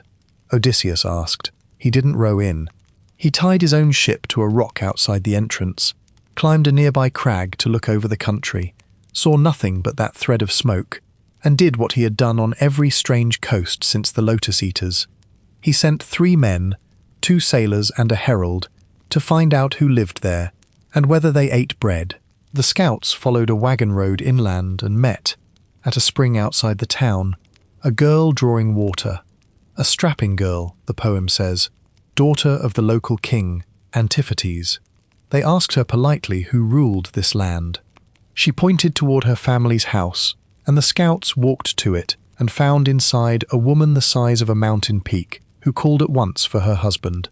The king came home from the assembly, and his idea of receiving foreign visitors was direct. He snatched up one of the sailors and began preparing him for dinner.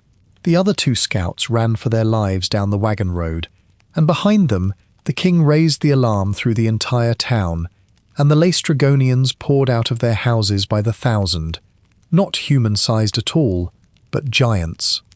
And the giants did not chase the fleeing scouts. They did something far more intelligent. They went straight to the cliffs. Understand the geometry of what happened next, because it turns a perfect harbour into a perfect trap. 11 ships were moored side by side on still water, enclosed by high rock on every side, with one narrow gate to the open sea. The Laestrygonians lined the cliff tops around the entire basin and began tearing boulders loose and dropping them straight down onto the packed ships below. There was no cover, no room to maneuver, no wind to sail by. Nothing beneath the falling stones but wooden hulls and human beings. Homer compresses the massacre into just a few terrible lines: the crash of splintering ships, the cries of dying men, and the giants wading in afterward to spear the swimmers like fish and carry them off for their meal. Odysseus, outside the harbour mouth, could hear all of it and do nothing but one thing. He drew his sword, cut the cable holding his own ship to the rock, and shouted his crew to the oars, and they rowed for open water in terror of their lives, while the harbour behind them boiled.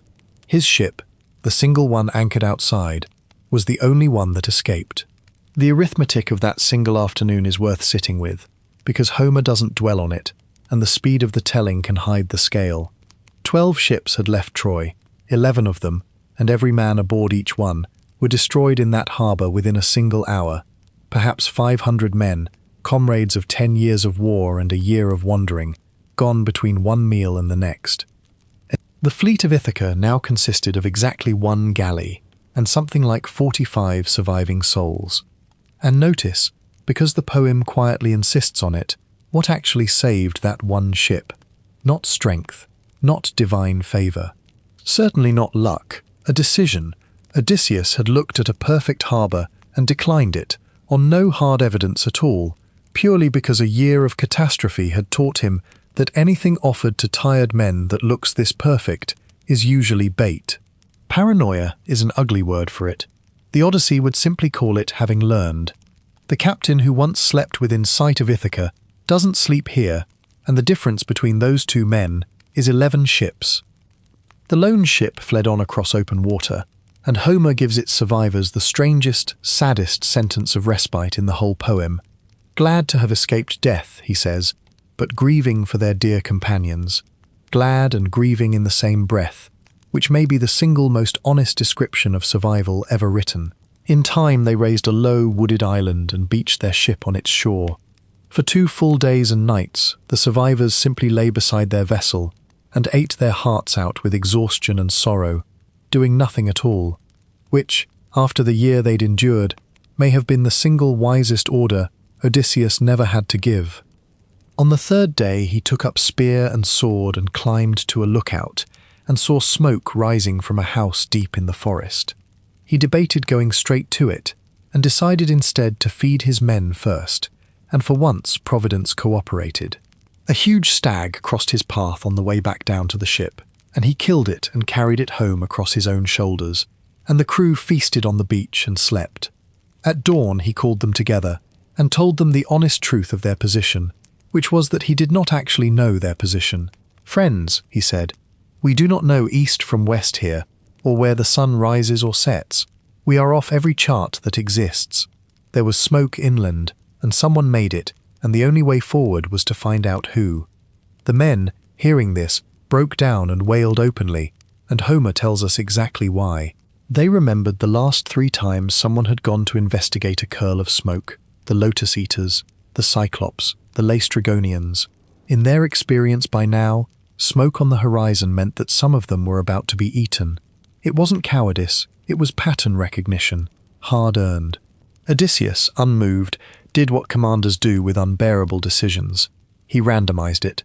He split the survivors into 2 platoons of roughly 22 men each, one under himself, the other under his second-in-command, a big, brave, somewhat unsteady kinsman named Eurylochus.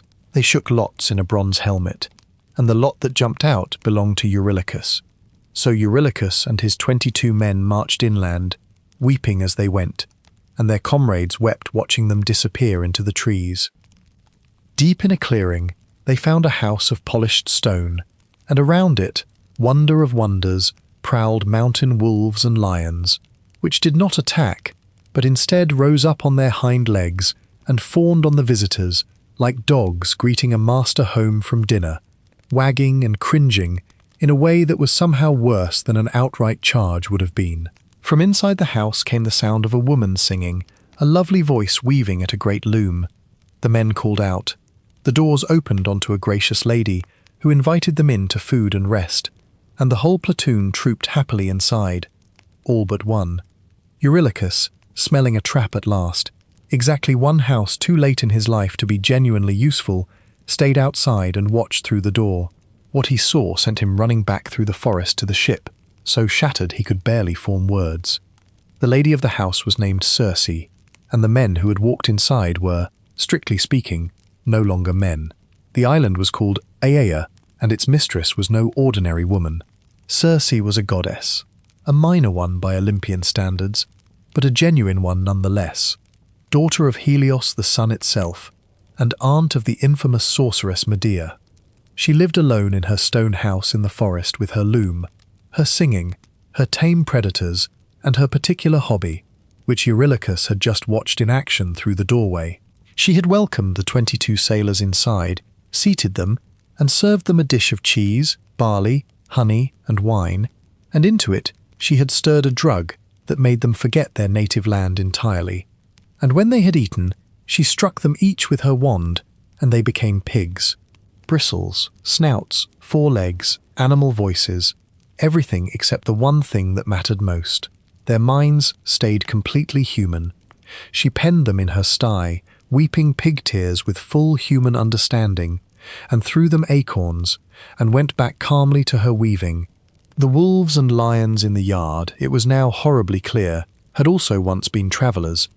Back at the beach, Eurylochus choked out what he had witnessed, or as much of it as he could manage, and begged Odysseus to launch the ship immediately and abandon the transformed men while escape was still possible. It was, from a purely cold-blooded point of view, sound advice. Odysseus refused it outright. He slung on his sword, took up his bow, and ordered Eurylochus to lead him back to the house.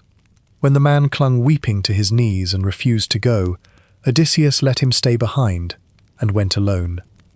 There is no plan at all in his head at this point, and the poem is honest about that fact. One man with a sword was about to visit a goddess who could turn entire platoons into livestock, and his whole strategy amounted to being extremely angry about it. He was saved by an intervention.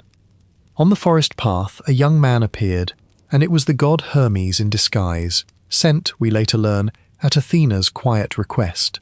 Hermes told Odysseus plainly that he was walking straight toward his own destruction, and then, being a practical sort of god, handed him the solution. He pulled from the earth a plant the gods called moly, black at the root, with a flower white as milk, difficult for any mortal to dig up on his own, and gave it to Odysseus as an antidote. With moly already in his system, Circe's drug would simply fail to work, and Hermes scripted the entire scene that had to follow. When her wand falls and nothing happens, he explained, draw your sword and rush her, as though you mean to kill her. She will offer you her bed. Do not refuse a goddess outright, but make her first swear the great oath of the gods to plot no further harm against you, or she will find a way to unman you regardless. It all unfolded exactly to script, which is one of the small pleasures of having a god write your evening for you. Circe served the drugged cup. Odysseus drank it down without any effect at all. The wand fell uselessly, and instead of trotting obediently to the sty, the stranger came at her with his sword drawn. Circe shrieked, ducked under the blade, seized his knees, and asked the question that has echoed strangely ever since. "Who are you, that my drugs cannot touch you at all? You must be Odysseus. Hermes always told me he would come this way, on his journey home from Troy. It's a chilly little revelation, dropped almost in passing." The witch had his itinerary in advance. His arrival on her island was, in some register kept far above the mortal world, already scheduled. She swore the oath he demanded, and he accepted her offer, and her 4 maidservants bathed the salt off him and set out a feast, and Odysseus sat before the food and would not eat. Circe asked why. His answer is one of his very best moments in the whole poem. "How could any decent man possibly eat or drink," he said, "before his companions were freed? Turn them back, and let me see them with my own eyes." So she went out to the sty with her wand, drove the pigs back inside, and anointed each one with a second drug, and the bristles fell away, and they were men again, younger, taller, and, the poem insists, considerably more handsome than before. They knew Odysseus instantly and wept, every one of them, and even the goddess herself was visibly moved by the sound of it. Then Circe did something nobody expected at all. She invited the entire remaining crew. "Bring your ship ashore," she said. "Store your gear in the caves, and bring the rest of your men to my house." And Odysseus went back for them, and, after much persuading, brought along even Eurylochus, who was firmly against it, understandably, having personally seen the sty from the visitors' side. And the whole surviving company of Ithaca moved in with the very witch who had bewitched them. What follows is the strangest stretch of time in the entire Odyssey. They stayed a full year, not imprisoned, not, as far as the poem tells us, drugged. They feasted every single day on abundant meat and sweet wine in the house of a goddess, and the days folded quietly into seasons, and the seasons folded into a complete circle of the year, and nobody so much as said the word Ithaca out loud. The men who had wept within sight of their own island's fires now sat beside warm hearths, eating well, and the man who had once refused a magic fruit specifically because it caused forgetting settled into a goddess's bed and, without any pharmacology at all, simply forgot on his own. Comfort, it turns out, doesn't need a drug to do its work. It ended the way these things often do, with the followers gently nudging their leader. His men took him aside one evening, and their words have a careful, tender sound to them, the sound of people quietly waking a sleepwalker. "Strange man," they said, "remember your homeland now, if it's truly fated that you ever reach it." And Odysseus woke. That evening he went to Circe, held her by the knees, and asked her to keep her old promise, and finally send him home. She didn't argue, didn't weep, didn't bargain, which sets her apart from nearly everyone else who ever hosted him on this journey. But she told him something that dropped the entire bottom out of the room. "You need not stay in my house against your will," she said. "But there is one more journey you must make first. Before you can sail home, you must sail to the house of Hades and dread Persephone, to the land of the dead itself, and consult the ghost of the blind prophet Tiresias of Thebes, who alone among the dead retains his full understanding. He alone can tell you your way home." Odysseus, hearing this, says his heart broke inside him, and he sat down on the bed and wept, and, for a moment, wanted no more of life at all, and no one listening could blame him. No living man had ever made that particular voyage. Asking simply for directions home, and being told the route ran straight through death itself, was the cruelest joke the universe had played on him yet. When he could finally speak again, he asked the practical question he always asks: "Who will pilot us there? No ship has ever sailed to Hades." And Circe gave him the eerie answer that no pilot was needed at all. "Raise your mast, set your sail, and sit still. The north wind will carry you there on its own." She gave him precise ritual instructions: the trench, the offerings, the black ram and the black ewe, which he would carry out exactly as described once he arrived. And in the morning, as the crew was mustering to leave, the voyage collected one final soul in the least dignified way imaginable. The youngest man in the company, a sailor named Elpenor, not much of a fighter, Homer says, and not overburdened with brains, had drunk heavily the night before, and gone up to sleep on the flat roof of Circe's house for the cool night air. Woken suddenly by the noise of departure, he forgot entirely where he was, stepped off the roof instead of finding the ladder, and broke his neck on the ground below. In an epic populated by men killed by giants, gods, and monsters, Elpenor died of a hangover and bad architecture. His shipmates, hurrying for the beach, didn't even stop to bury him. That omission was about to become very important. The ship stood out from Aea with a fair wind the goddess sent behind it, and the crew learned only once they were already at sea exactly where that wind was carrying them. They wept, Homer says, and tore at their hair. The bow was pointed straight at the edge of the world, and it sailed right past it. Next stop, the country of the dead, the house of Hades. All day the ship ran before Circe's wind, and at sunset it reached the very limit of the world, the deep, slow river of ocean that the Greeks believed circled every land there was.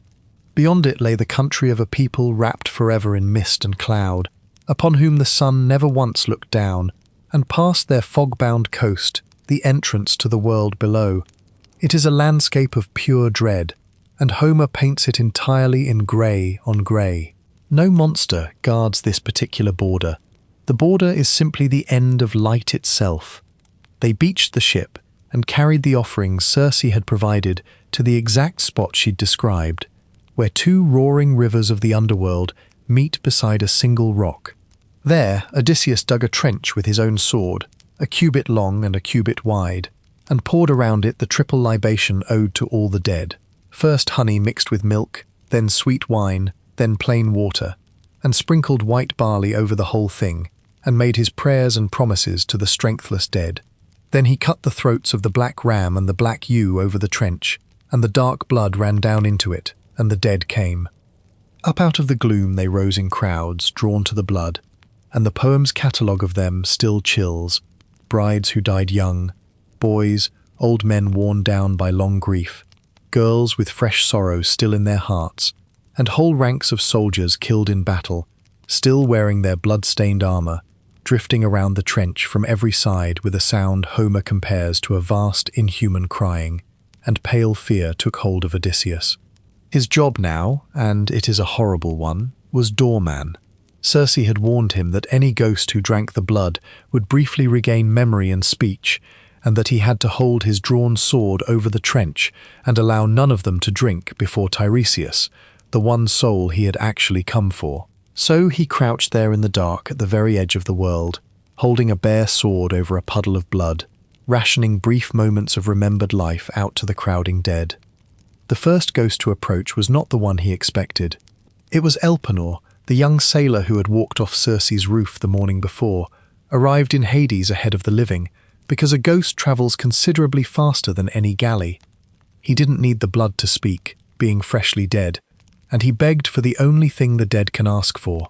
"Do not sail away, and leave my body unwept and unburied, back at Circe's house," he pleaded, "or the anger of the gods will fall on you. Burn me with my armour, heap a mound over me by the grey sea, and plant on top of it the oar I once pulled beside my companions." Odysseus promised him all of it, and later he kept every word. Before the prophet came a ghost that very nearly broke him entirely, his own mother, Anticlea. She had still been alive when he sailed for Troy. She sat now among the crowding shadows across the trench, and he could not let her drink. Not yet. Not before Tiresias. And so he had to hold his sword between himself and his own mother, while she waited there, silent and unknowing that her son stood only a few feet away. At the edge of the blood, he tells us, he wept. It's difficult to even imagine the discipline that moment required, and the poem does not let us look away from it. Tiresias came at last, the blind seer of Thebes, carrying his golden staff, the one soul in all of Hades permitted to keep his full wits about him. He drank, and then he told Odysseus everything, and it's worth setting out plainly, because it is the complete roadmap for the rest of this story and beyond. "Poseidon hates you for the blinding of his son," he said, "and will make your way home bitter. But you may still come home late and hard if you can hold on to one single thing: restraint. You will come to the island of Thrinacia, where the sun god keeps his sacred cattle, If you leave them unharmed, you may all reach Ithaca safely. If you harm them, I foresee total destruction for your ship and your crew, and if you yourself somehow escape even that, you will come home late, broken, aboard a stranger's ship, having lost every single companion, only to find trouble waiting in your own house, arrogant men devouring your goods and courting your wife. You will pay them all back in blood. The prophecy repeats Polyphemus's curse almost word for word, and that is precisely the point. The curse has now been ratified. It is no longer a threat. It is simply the future. And then Tiresias went past the story we're telling tonight, into territory the Odyssey itself never actually reaches. After the reckoning in your own hall, he said, you must take up a well-made oar and walk inland, away from the sea entirely, until you come to a people who know nothing at all of ships or salt, where a traveller will look at what you're carrying and ask why you're hauling a winnowing fan for grain across your shoulder. There, plant the oar in the earth, sacrifice to Poseidon, and go home for good. Death will come to you off the sea, or gently away from it. The phrase is deliberately ambiguous, and ancient audiences argued over its meaning for centuries. A peaceful death in comfortable old age, surrounded by a prosperous people. It's a strange and genuinely beautiful ending, one the poem itself leaves hanging just past the horizon. Odysseus let his mother drink at last. She knew him instantly, and asked how a living man had ever found his way to that place. And then he asked the question he had been dreading, and she answered it honestly. Your father Laertes lives, she said, but in real misery, out on the farm, sleeping in ashes by the fire in winter, and on fallen leaves in the vineyard through summer, grieving endlessly for you. Your son holds your lands now. Your wife remains inside your own halls, faithful, and her nights are one long, unbroken weeping. And I, she said gently, did not die of any sickness at all. I died of longing for you, my shining one. It was simply missing you that finally took the sweetness of living out of me. 3 times Odysseus reached out to embrace her, and 3 times she drifted straight through his arms like a shadow or a dream. And when he cried out at the sheer cruelty of it, she explained, with great gentleness, that this is simply what the dead are now. The sinews no longer hold flesh and bone together. The spirit only flies away, like a dream does. It's the tenderest and bleakest scene in the entire epic, and virtually every literature since has borrowed some version of it. After her came a long procession. Persephone sent up the famous women of the old legends, queens and mothers of heroes, each one drinking and telling her own story in turn. And then came the men of Troy, and every reunion turned the knife a little deeper. Agamemnon, the fallen high king, came forward weeping, and told Odysseus exactly what had been waiting for him at home: the bath, the butchery, his own wife's hand in the whole affair, and gave his own bitter advice in return. Trust no woman entirely, he warned, and come home to your own harbour in secret, not openly. Though your Penelope, he added, is not that kind of woman. Still, be careful. Achilles came too, the greatest of them all, and Odysseus tried to offer him some comfort. Do not grieve over death, he said. We honoured you like a god while you lived, and now you rule among the dead in your turn. The answer Achilles gave him is one of the most famous speeches in all of Greek literature, and it quietly detonates the entire value system he died defending. Do not try to comfort me about death, shining Odysseus.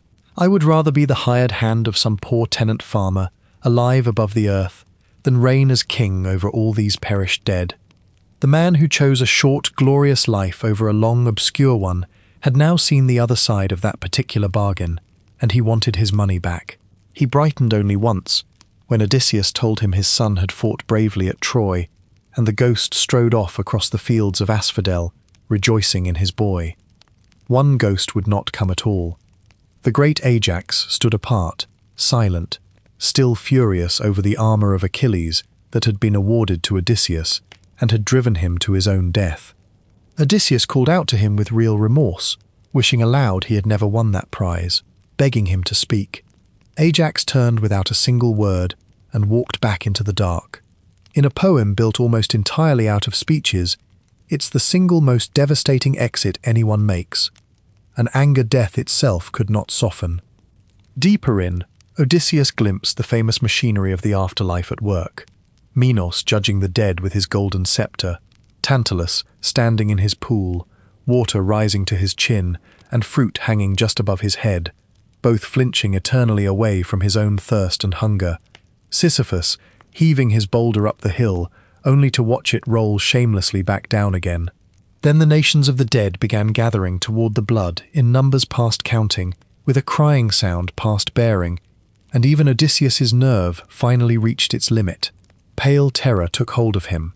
He worried Persephone might send up the Gorgon's head out of the dark, and he ran for the ship, and the crew bent to the oars, and the current of ocean and a rising wind together carried the living back out of the country of the dead.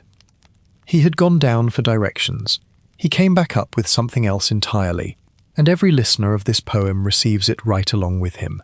He had seen exactly what everything costs. Glory from the mouth of Achilles, homecoming from the mouth of Agamemnon, waiting from the mouth of his own mother. Everything he endures for the rest of this voyage is endured by a man who now knows the full price list. They came back to Aiaia in darkness and slept on the beach, and at dawn they kept the promise made in Hades. They cut Elpenor's body down, burned it with his armor, raised a mound over the ashes by the grey sea, and planted his oar on top of it, exactly as his ghost had asked. Circe came down to the shore with bread, meat, and wine, and greeted them with a line that manages to be both warm and deeply unnerving at once. "Reckless men," she said, "who went down alive into the house of Hades. You will die twice over, when everyone else only dies once." That night, while the crew slept, she took Odysseus aside, and what she gave him was something no one else on this entire voyage had ever offered, a full briefing. Item by item, she described every danger waiting on the road ahead, what each one looked like, how it worked, and exactly what to do about it. The Sirens first, then a choice between two sea passages, and past them, the island of the sun god. She even told him plainly where his own judgment would eventually fail him, and what to do the moment it did. It's worth noticing what has quietly happened to this relationship. The witch who turned his men into pigs has become, by the end of it, the single most useful ally Odysseus has anywhere on this journey. He arrived on her island with a sword drawn. He left it with an intelligence briefing in hand. At dawn they sailed, and the first test came quickly. The wind died to a flat calm exactly as Circe had predicted, because the Sirens make their own weather. The Sirens were two creatures living on a flowering meadow of an island, and their weapon was song. Any sailor who heard it turned his ship toward the sound and was lost, and around their meadow lay the physical proof, a heap of rotting men, the skin shriveling on their bones. What the song actually offered was not pleasure. Circe and the Sirens themselves are both precise about this. The Sirens sang knowledge. "We know everything that happened at Troy," they sang to Odysseus by name as his ship passed. "We know everything that comes to pass on the whole fruitful earth. Come closer and sail on wiser." It was a library that ate people alive. For a man of Odysseus's insatiable curiosity, it was the most personally targeted trap on the entire route. The defense Circe prescribed has become one of the most famous images in the world. Odysseus took a wheel of beeswax, cut it into pieces, kneaded it soft in the Mediterranean sun, and packed the ears of every rower shut. The crew could hear nothing at all. Then, because Circe had told him he alone might listen if he truly wished to, and because he was, after all, Odysseus, he had his men bind him upright to the mast, wrists and ankles both, and gave a standing order in advance. "If I beg you to release me, bind me tighter instead." Then they rowed into the calm. The song came drifting across the water, and it worked exactly as advertised, even on a man who had been thoroughly warned in advance. Odysseus strained against the ropes and signalled desperately with his eyebrows for release, ordered it, begged for it outright, and the system he'd designed against his own future self held firm. Two of the crew got up and tied him tighter, exactly as instructed. The ship passed. The song faded behind them. The wax came out. The ropes came off. He is the only man in all of mythology who ever heard the Sirens and lived, and he managed it through the most modern of methods, making a binding decision while sane about exactly what he would be permitted to do once tempted. Philosophers and economists still call this kind of arrangement a Ulysses contract, using his Latin name, and it's used today in medicine and law, several thousand years after a fictional sailor first invented the concept with a length of rope. Beyond the Sirens, the sea itself began to smoke and thunder, and the crew, hearing it, dropped their oars in terror, and Odysseus walked the length of the deck, talking them back to their benches. "We've faced worse than this," he told them. "This is nothing more terrible than the cave of the Cyclops." It was a carefully selected version of the truth. What he did not tell them, and he admits this to us directly, was everything Circe had told him about the passage ahead, because there was nothing they could actually do about it, and men cannot row and despair at exactly the same time. The passage was a strait, and tradition has always plausibly placed it at the narrow, turbulent strait of Messina, between Italy and Sicily. On one side stood a low rock crowned with a great fig tree, and beneath it, 3 times a day, a whirlpool called Charybdis swallowed the entire sea whole, and 3 times a day vomited it back out again, and when she swallowed, ships went down with the water and simply never came back up. No skill of any kind availed against her. She was, quite simply, a mouth in the ocean. On the other side rose a sheer cliff, its peak lost permanently in cloud, and halfway up it, a cave. In that cave lived Scylla. Homer builds her carefully, 12 dangling legs, 6 impossibly long necks, each ending in a head lined with 3 rows of packed teeth. She yelped, unsettlingly, with a voice like a newborn puppy, a detail that somehow makes everything about her worse. She could not be fought, she could not be dodged, she could not be outrun. Her method was fixed and dreadful. From every ship that passed within her reach, each of her 6 heads took exactly 1 man. Here was the choice Circe had laid out for him, and it is the coldest piece of arithmetic in all of ancient literature. Steer wide of Scylla toward Charybdis, and risk losing the whole ship and every soul aboard to the whirlpool, or hug Scylla's cliff instead and lose exactly 6 men. Not perhaps 6. Odysseus had asked Circe, during the briefing, whether he couldn't somehow fight Scylla off and lose no one at all, and her answer was the entire lesson of his life compressed into a single sentence. "Stubborn man," she said, "always war and battle. Will you not yield even to the immortals? She is not mortal. She is an undying evil. There is no defense against her at all. The only course is flight, and the only real question left is the size of the loss." So he chose, as every captain in his position eventually must, and he chose the 6. He put on his armor anyway, and stood in the bow with 2 spears, scanning the cliff, knowing perfectly well it was useless, simply unable to be the kind of man who doesn't at least try. The ship entered the strait hugging the rock, every eye aboard fixed in horror on the opposite side, where Charybdis was in full swallow, the sea roaring down her throat, spray raining onto the mast, the black sand of the seafloor visible at the heart of the vortex. And while every man watched the whirlpool, Scylla took her toll from directly behind them. 6 heads came down, 6 men went up. Odysseus turned at their cry and saw them lifted high above the deck, writhing, calling his name, stretching their hands helplessly back down toward him, and there was nothing left to do but row. She devoured them at the mouth of her cave, he tells us, still reaching for him, still calling out. "Of everything I suffered across all those seas," he says, "that was the single most pitiful sight my eyes ever witnessed. It is the one loss on the entire voyage that he chose in advance, with full knowledge, as the price of saving everyone else, and you can hear, in the telling, that the trade never once stopped costing him."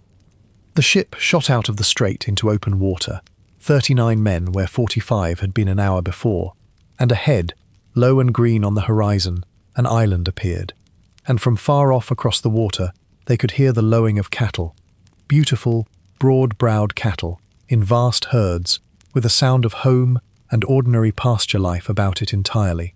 Every man aboard had been warned about this particular island twice now, once by a prophet in hell, and once by a goddess on a beach. The 2 warnings agreed exactly, and the crew was starving, and the cattle were fat, and the 2 warnings, and the 1 hunger, were about to have it out. Thrinacia was the island's name, and the herds on it belonged to Helios, the sun god himself, who sees everything that happens across the entire earth, because looking down at it is, in the most literal possible sense, his job. 7 herds of cattle and 7 flocks of sheep, 50 head in each, numbers that never grew and never shrank, tended by 2 nymphs, his own daughters. Immortal livestock, sacred, precisely counted, and under permanent aerial surveillance. There has never, in all of world literature, been a worse place to steal a cow. Odysseus did not want to stop there at all. Standing off the coast, he repeated to his crew everything Tiresias and Circe had both told him, that this island held the single most terrible danger of the entire voyage, and gave the order to row straight past. And for the first time in the whole journey, the crew formally refused him. Their spokesman was Eurylochus, the second in command, and his speech is a mutiny conducted entirely in the polite language of reasonableness. "You are made of iron," he told Odysseus, "never tired, and we are exhausted men who have not slept in days. Night is coming, and night winds wreck ships, and you would have us row on past a safe beach into darkness. Let us land, cook supper, sleep by the ship, and sail at dawn." The whole crew shouted their agreement, and Odysseus understood, he tells us, that some god was already working their ruin, because he had lost the argument before it even properly started. He extracted the only concession still available to him. Every man swore a solemn oath. They would touch nothing on the island. Not one cow, not one sheep. They would eat only the provisions Circe had given them, and leave again at first light. That night, while they slept on the beach, Zeus sent the storm. It blew from the south for a single night, and then it simply did not stop. For an entire month, 30 full days, the south wind and the east wind took turns sealing the island shut. No ship of that age could beat its way out against it. The Greeks were pinned on Thrinacia, and day by day, Circe's provisions ran down to crumbs, and then to nothing at all. The men scattered along the shore with hooks and snares, catching whatever fish and birds they could manage, and hunger of the genuine kind, the kind that hollows out a man's face and unhinges his judgment, moved into the camp and settled down comfortably among the broken oaths. And all around them, morning and evening, the fat, glossy, forbidden cattle grazed within a spear's throw. Uncountable meals on the hoof, guarded by nothing at all but a promise. Notice the trap's design, because it is a design. Tiresias had said, "If you harm the cattle," and a prophecy of that particular kind does not wait passively to see what happens next. The month of contrary wind is the exact mechanism by which the "if" quietly becomes the outcome. The gods of this poem do not force men's hands directly. They simply arrange circumstances in which men's own natures will do the forcing for them, and then they wait. The very crew that opened the bag of winds out of hungry envy is now being starved with methodical precision beside an all-you-can-eat sacrilege. Odysseus held them for the entire month, which may honestly be the most underrated feat of leadership in the whole epic. Then he made the one mistake that had been waiting patiently for him the entire time. He went inland alone, to a sheltered spot out of the wind, to pray to the gods for some way off the island. The gods answered his prayer with their own particular sense of humour. They poured sleep over his eyelids. The one man whose wakefulness had been holding the entire line together was switched off gently, at precisely the decisive moment, exactly as he had been within sight of Ithaca once before. If you're wondering whether the gods of this story ever play fair, there is your answer. On the beach, Eurylochus saw his chance, and made the speech of his life to the starving crew.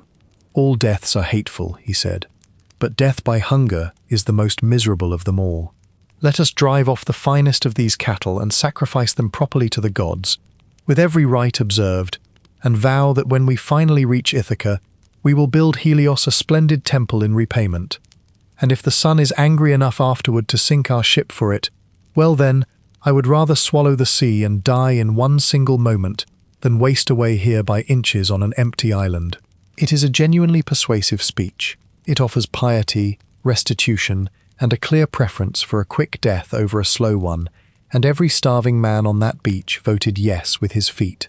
They cut out the finest of the sun god's cattle and killed them.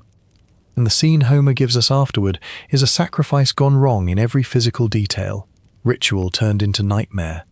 They had no barley for the proper sprinkling, so they used oak leaves instead. No wine for the libation, so they poured water. The forms of worship, performed with entirely the wrong materials, over stolen offerings, in a desperate attempt to buy forgiveness for the theft that was still actively in progress. And then the world itself began to object. The flayed hides crawled along the ground on their own. The meat on the spits lowed and roared as it roasted, with the actual voices of the cattle still in it. The men ate anyway. They feasted on the bellowing meat for 6 straight days, which is perhaps the single most quietly horrifying sentence in the entire poem. Hunger will make men do what the gods have expressly forbidden, but it takes something considerably darker to go back for seconds while dinner is still audibly complaining. Odysseus woke, smelled the roasting fat on the wind, and understood everything before he even reached the beach. His cry to the gods afterward has the sound of a man at the very end of a long rope. "You lulled me to sleep to ruin me." Up on Olympus, the accounting was already well underway.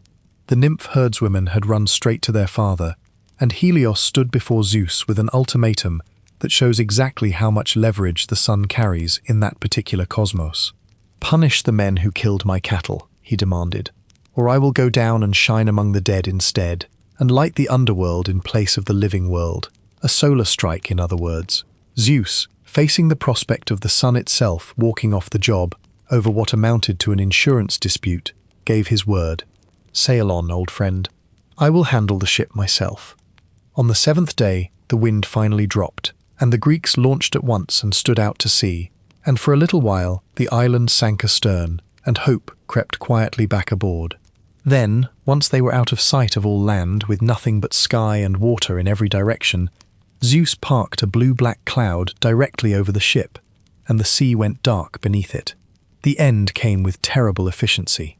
A screaming squall out of the west snapped both forestays at once, and the mast went over backward, its rigging crashing down into the bilge, and the falling spar struck the helmsman's skull and dropped him dead over the side. Then Zeus threw the thunderbolt. It hit the ship amidships, spun it, and filled it with the smell of sulphur, and every man aboard went into the water. Homer gives the crew of Odysseus their final image, bobbing around the black hull like seabirds on the waves, the god quietly taking their homecoming away from them, until, one by one, the sea collected every last one of them. Every prophecy, every warning, every broken oath had finally come to this. Of the 600 or so who had sailed away from Troy, the count of the living now stood at exactly 1. Odysseus survived through pure shipwright's instinct. He lashed the floating mast and keel together with a leather backstay and rode the wreckage like a raft, and then the wind swung around to the south and delivered the god's final punchline. It blew him backward all through the night, straight back toward the strait, straight back to Charybdis, and he arrived exactly as she began her morning swallow.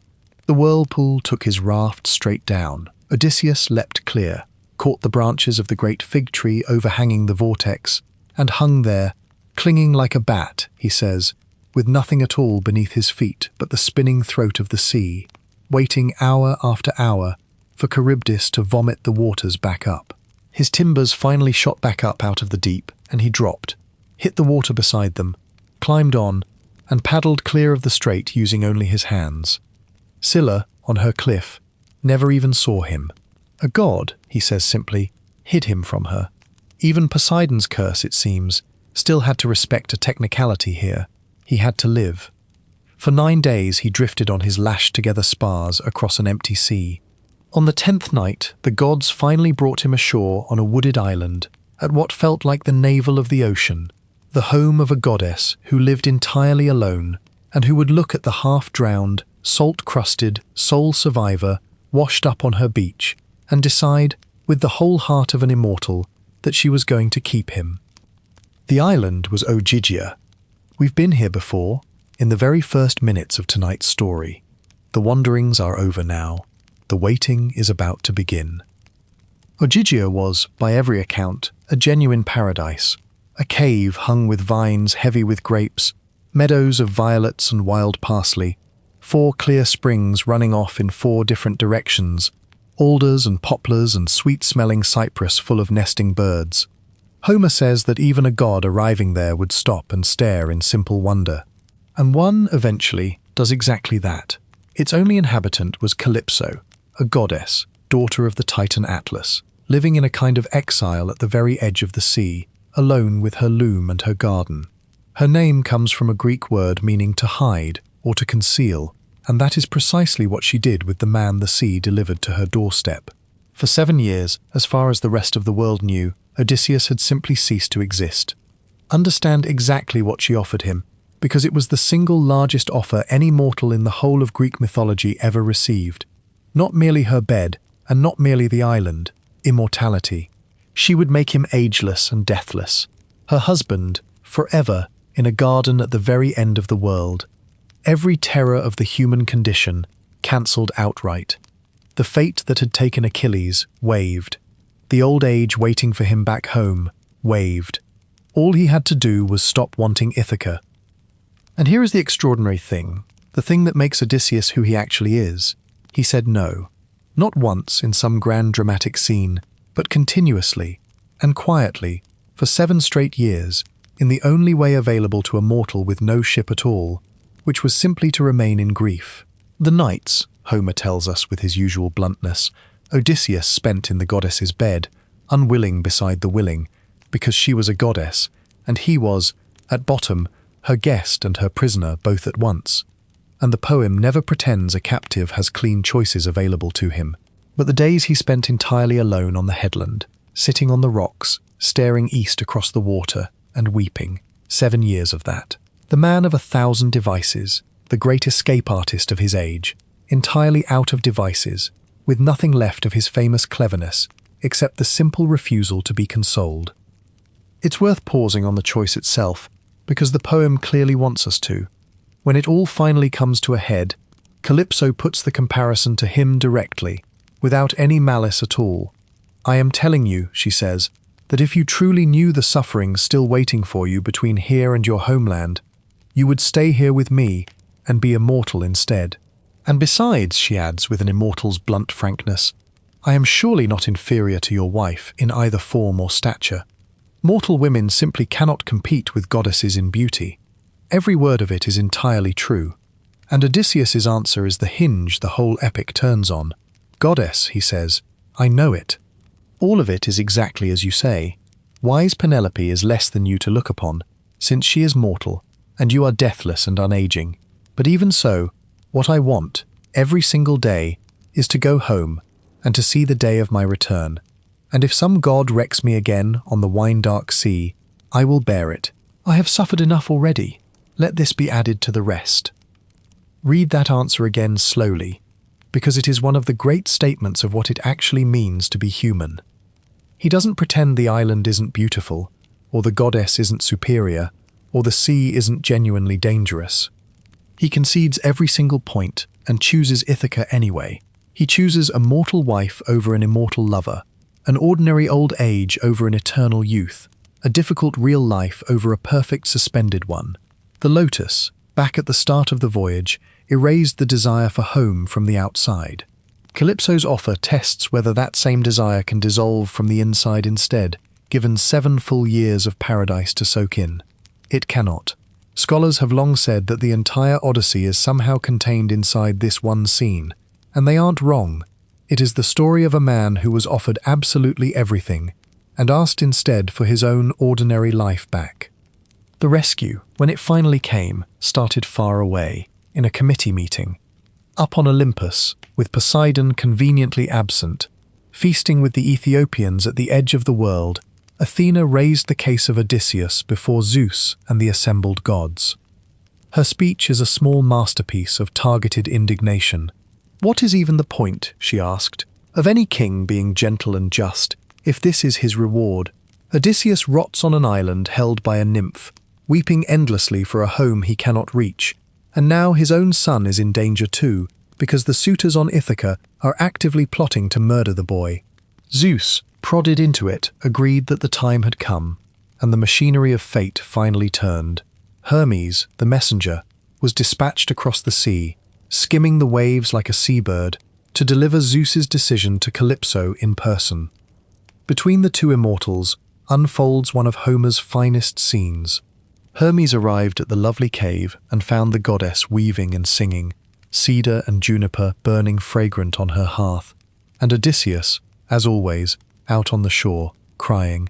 Over refreshments, because even divine ultimatums observe basic hospitality, Hermes delivered the message. Zeus says the man must go. It isn't fated that he die here. His destiny is to see his people and his home again. And Calypso's reply, before she finally yields, is the closest thing anywhere in Homer to a protest lodged directly against Olympus, roughly 27 centuries early. "You gods are jealous," she said, "and merciless. You male gods take mortal women whenever it pleases you, but let a goddess love a mortal man in return, and you begrudge it every single time." And she listed the precedents like a lawyer building a case. Goddesses whose mortal lovers the gods had struck down for exactly this reason. "And now you envy me, my man, the one I saved myself, riding his own keel alone across the sea, after Zeus had already smashed his ship to pieces once. Very well, let him go, if Zeus commands it. But I cannot send him myself. I have no ships and no crews of my own. I can only give him advice and hide nothing from him." She kept her word with a grace that redeems her entire captaincy of that island. She found Odysseus on the shore and told him to grieve no more. She was sending him home. And his very first reaction was pure Odysseus.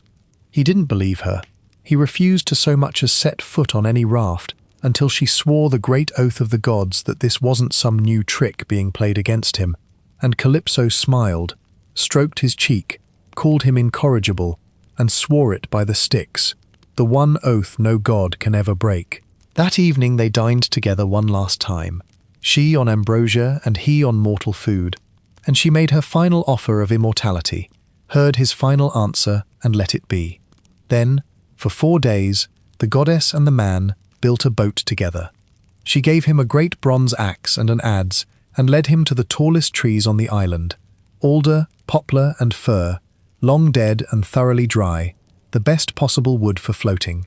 He felled 20 of them, trimmed and smoothed, and joined them with pegs and mortises, decked the craft, stepped a mast, hung a steering oar, and fenced the sides with willow branches against the waves.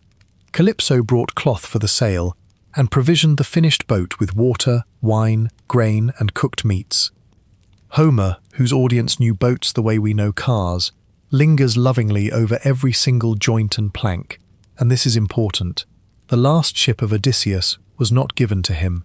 He built it himself, with his own 2 hands, plank by plank, the king becoming a carpenter to earn his own way back into the world. On the 5th day, she bathed him, dressed him in fragrant clothes, sent a warm, fair wind out behind him, and stood on the shore of her hidden island watching the raft dwindle to nothing on the horizon. She had loved him for 7 years, and released him inside 4 days. Of everyone who ever held Odysseus against his will, across this entire story, she is the only one the poem allows a broken heart of her own. Odysseus sailed alone for 17 days and nights, never once sleeping, steering by the stars she had personally named for him, keeping the Great Bear on his left hand exactly as instructed. On the 18th day, a coastline finally rose ahead of him, shadowy as a shield laid across the misty sea, the land of the Phaeacians, his very last stop before home, though he had no way of knowing that yet. And at that exact moment, returning from Ethiopia, Poseidon looked down from the mountains of a distant shore and saw, sailing calmly across his own sea, the one mortal he hated more than any other in the entire world. Poseidon's reaction, on seeing his enemy just 17 days from freedom, was a growl of pure, aggrieved outrage. "So the gods have changed their minds about Odysseus while I was away at dinner," he said. "Very well, he is fated to reach the Phaeacians, and even I cannot stop that outright. But I can still give him his fill of trouble first." And the god of the sea took up his trident and went to work on the weather personally.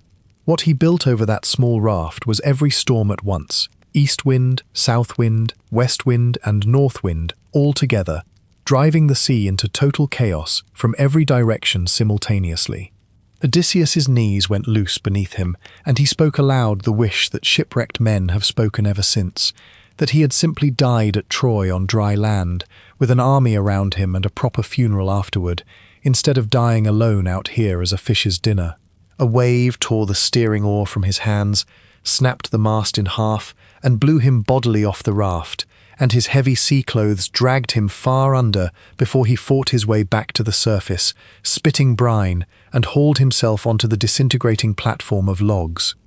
His rescue came from an unexpected quarter of the sea entirely.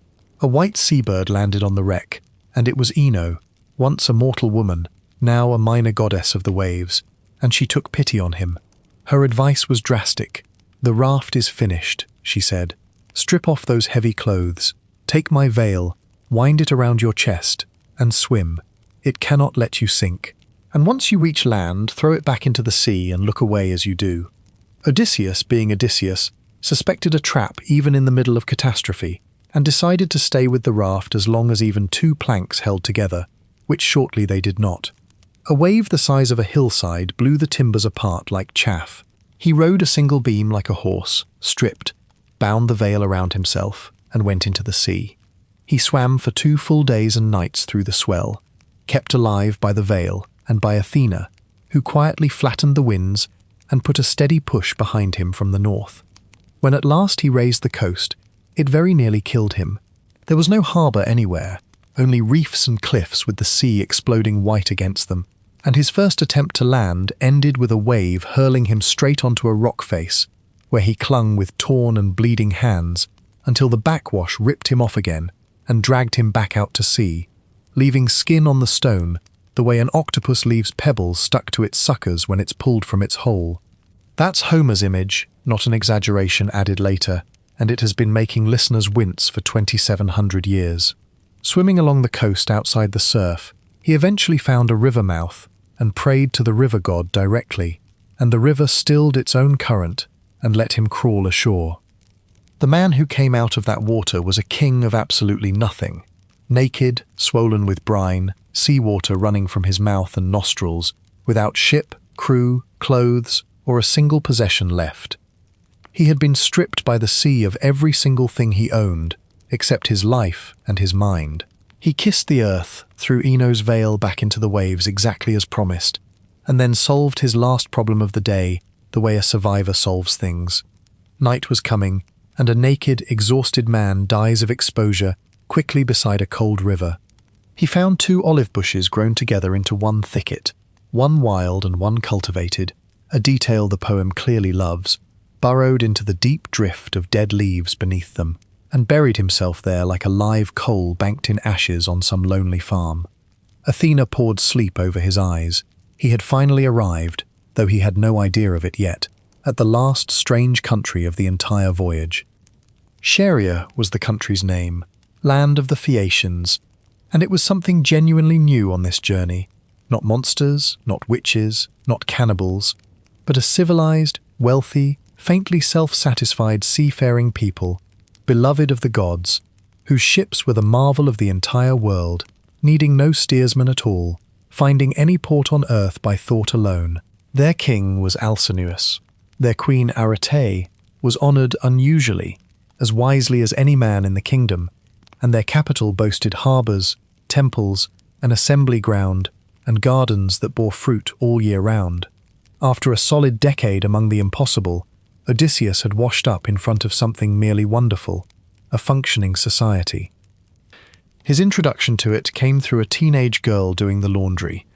The Princess Nausicaa, prompted by a dream Athena sent her, had driven the palace washing down to the river that morning with her maids, and after finishing the work, they bathed and played ball on the beach, and a stray throw into the river raised a shout that woke the sleeper hidden under the olive trees.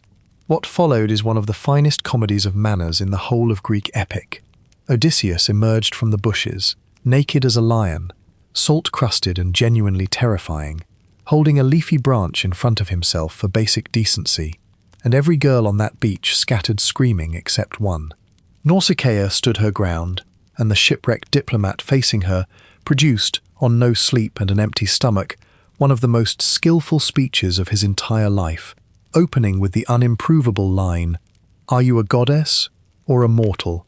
He compared her to Artemis, blessed her future husband in advance, and asked simply for a rag to cover himself and directions to the nearest town. all while maintaining a careful, respectful distance, which, under the circumstances, was probably the most persuasive part of the whole speech. It worked, as his speeches generally did. Bathed, oiled, and dressed in clothes taken from the royal laundry, made taller and more striking still by Athena for good measure, he so impressed the young princess that she remarked wistfully to her maids that she wished her own future husband might turn out to be a man like this one.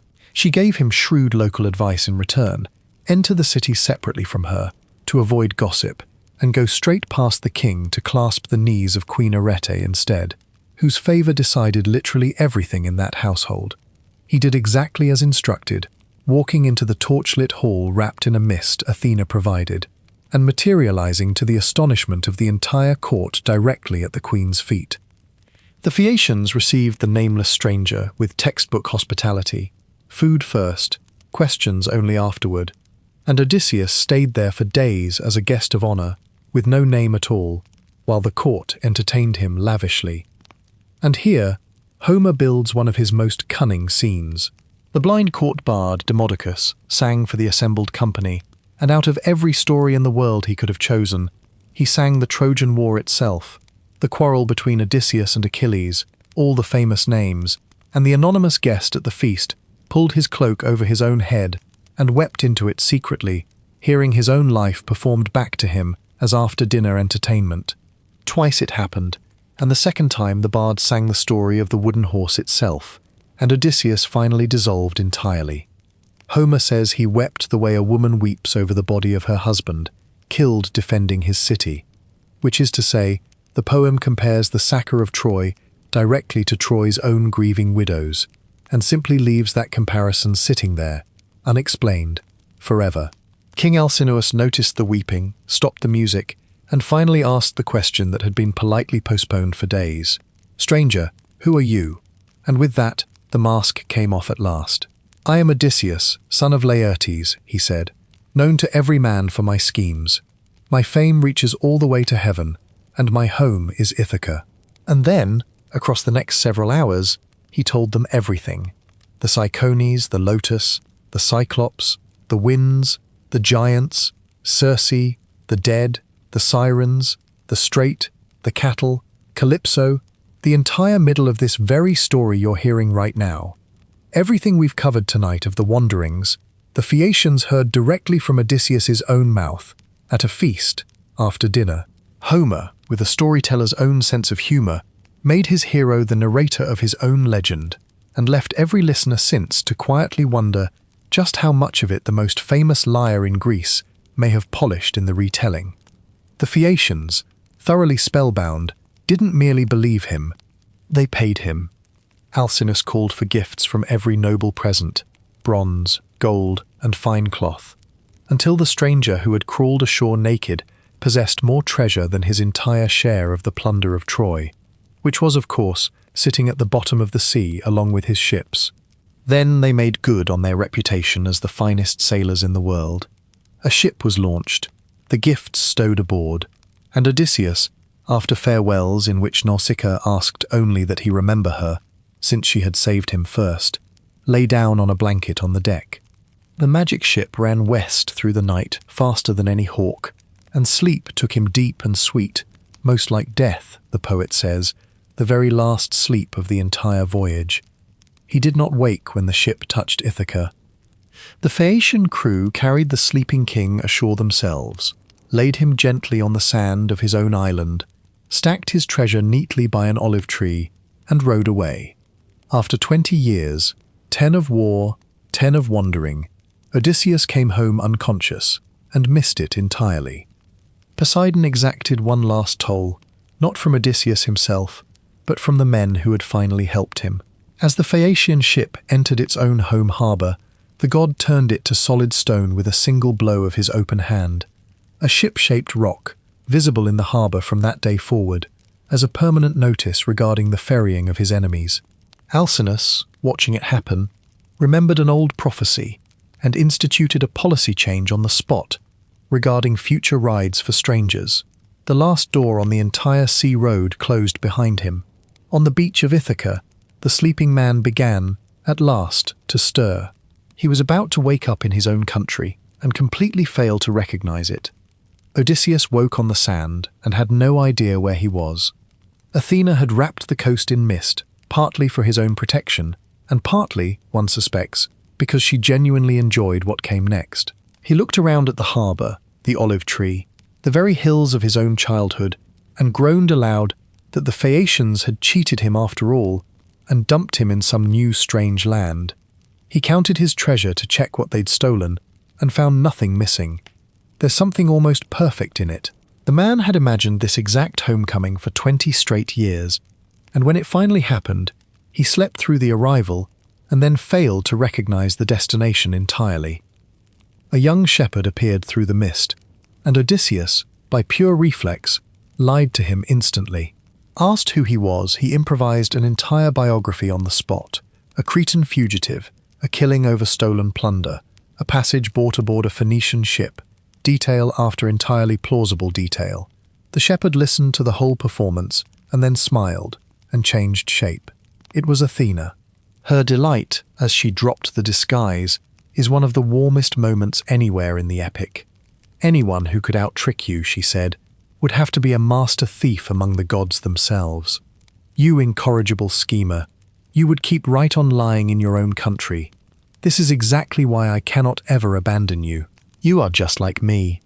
Then she scattered the mist and showed him the harbour and the long ridge of the mountain properly, and Odysseus knelt down and kissed the earth of Ithaca at last. What followed was a war council between the goddess and the man, crouched together against the trunk of the olive tree. She told him the full situation inside his own palace, the 108 suitors, the pressure closing in on Penelope, the plot forming against his son, and together they settled on the strategy that governs everything from this point to the very end. No open arrival. Agamemnon's ghost had given the warning down in Hades, and here it became firm doctrine. He would enter his own kingdom as an intelligence operation, identify exactly who had stayed loyal through 20 years of absence, and strike only once everything was properly in place.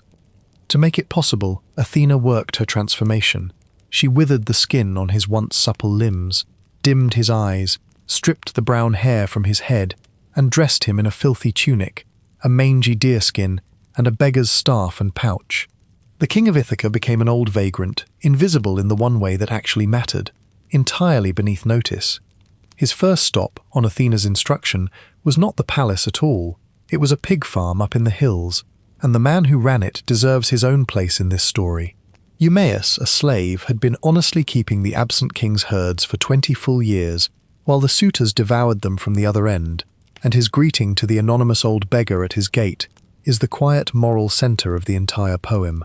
He beat off his own guard dogs to protect the stranger, brought him inside, fed him from the best of what little he had, and explained himself with a line that has outlived empires.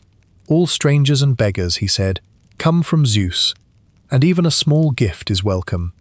The disguised king spent several days in that hut, testing the man from every conceivable angle, and found absolutely nothing but loyalty.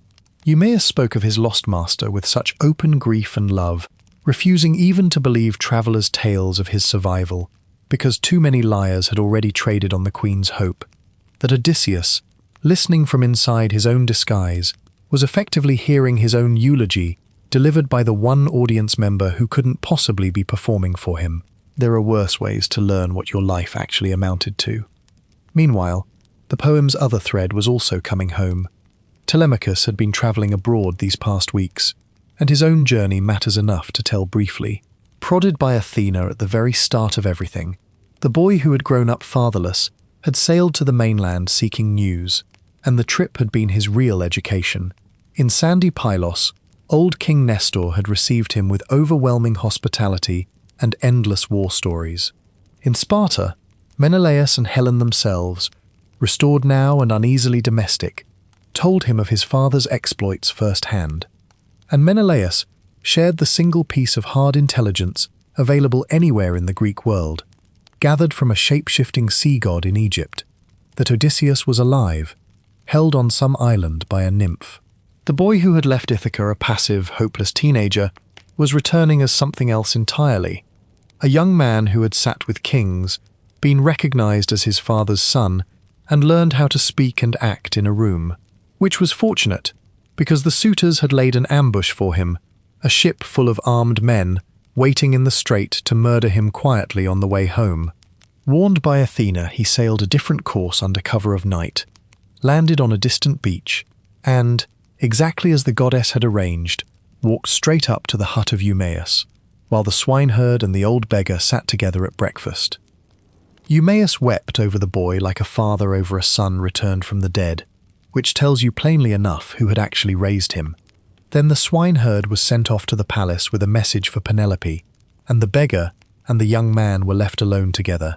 Athena appeared, visible only to Odysseus, and touched him, and the disguise fell away all at once, the rags becoming clean clothes, the years dropping off, and Telemachus, watching the transformation happen, reasonably concluded he was facing a god.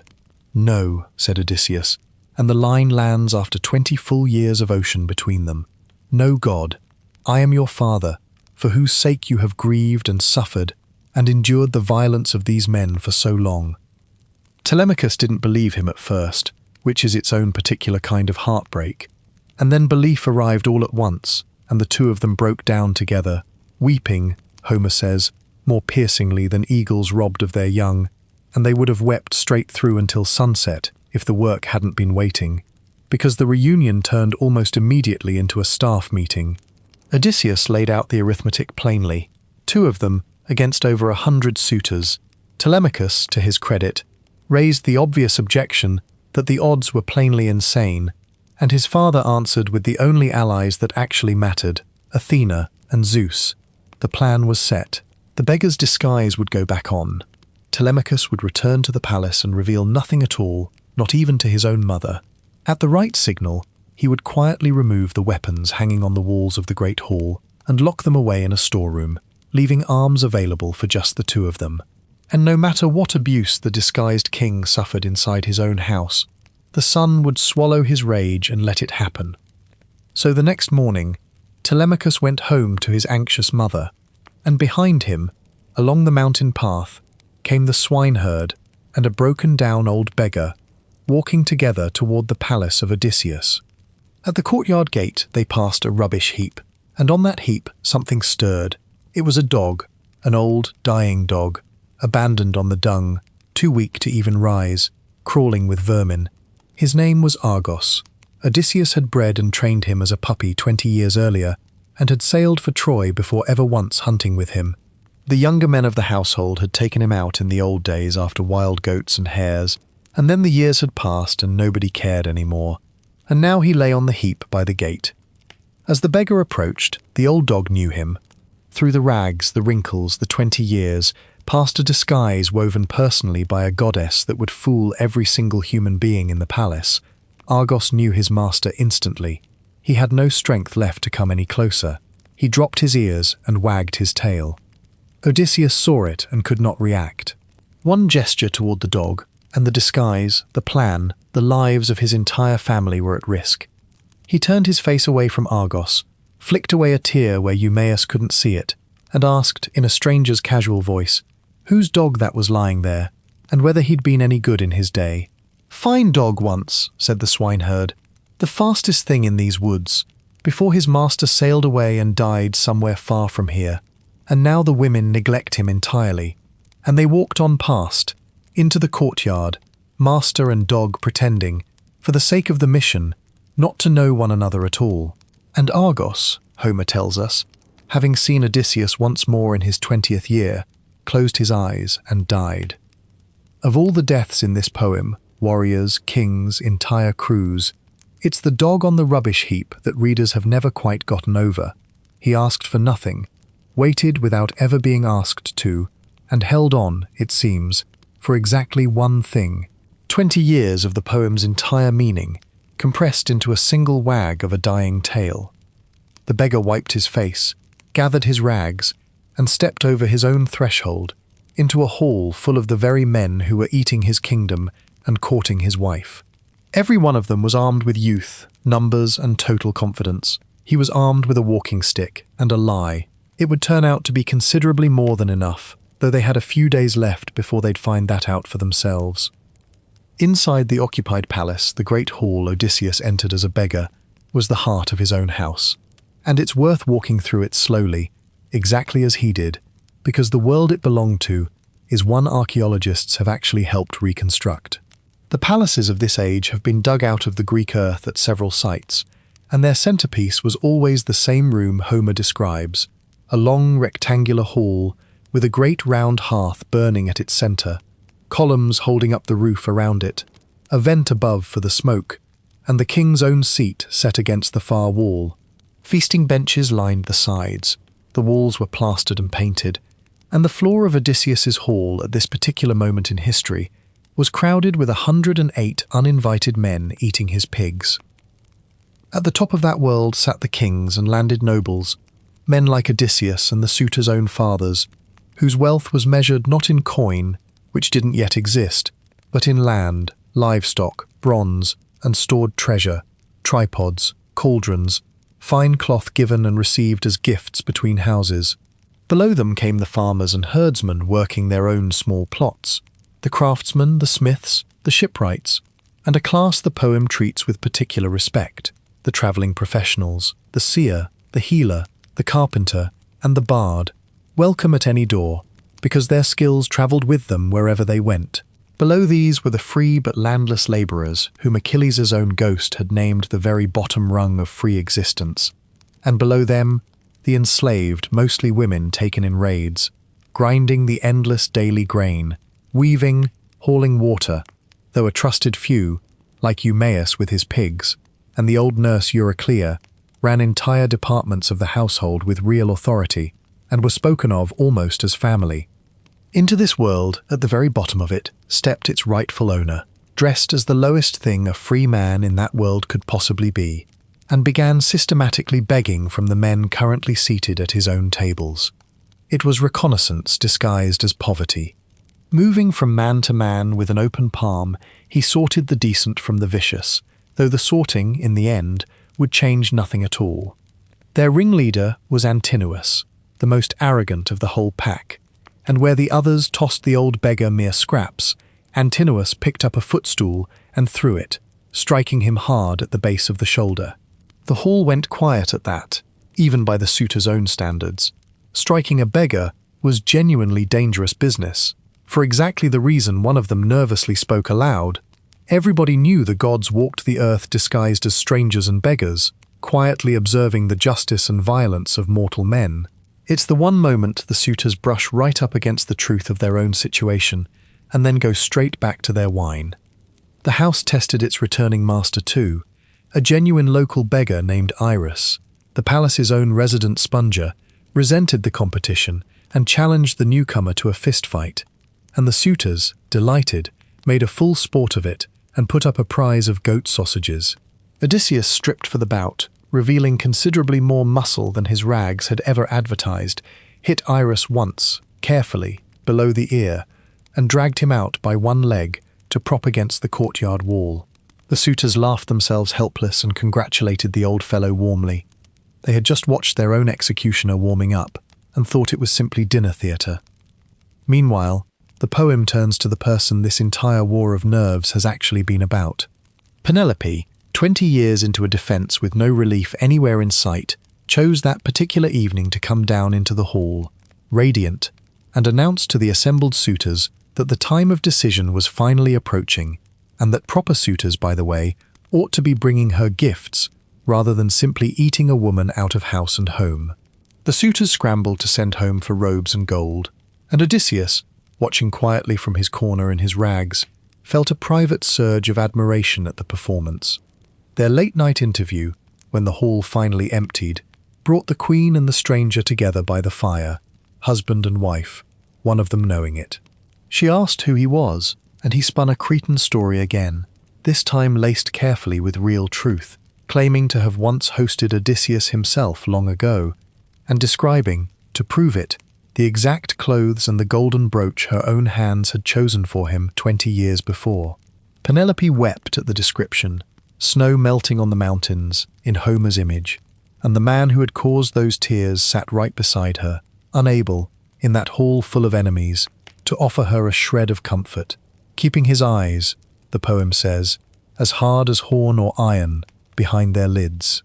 He fed her hope in careful, measured doses, swearing that Odysseus was alive and near and coming. She couldn't let herself believe it. Hope, for this particular woman, had become the enemy, the thing that had been reopening her wounds for 2 solid decades. Then she did him a kindness that very nearly ended everything. She called for the old nurse to wash the honored stranger's feet, and the nurse was Euryclea, the same woman who had raised Odysseus from infancy. He realized the danger half a second too late. Above his knee ran a long scar, taken as a boy from a boar's tusk while hunting on Parnassus with his grandfather, and every servant of the old household knew that scar by heart. He twisted toward the shadows, but the old woman's hands found it in the water anyway, and she knew him instantly, and her eyes flew straight to Penelope's face, and her lips parted to cry out. Odysseus's hand closed hard around her throat.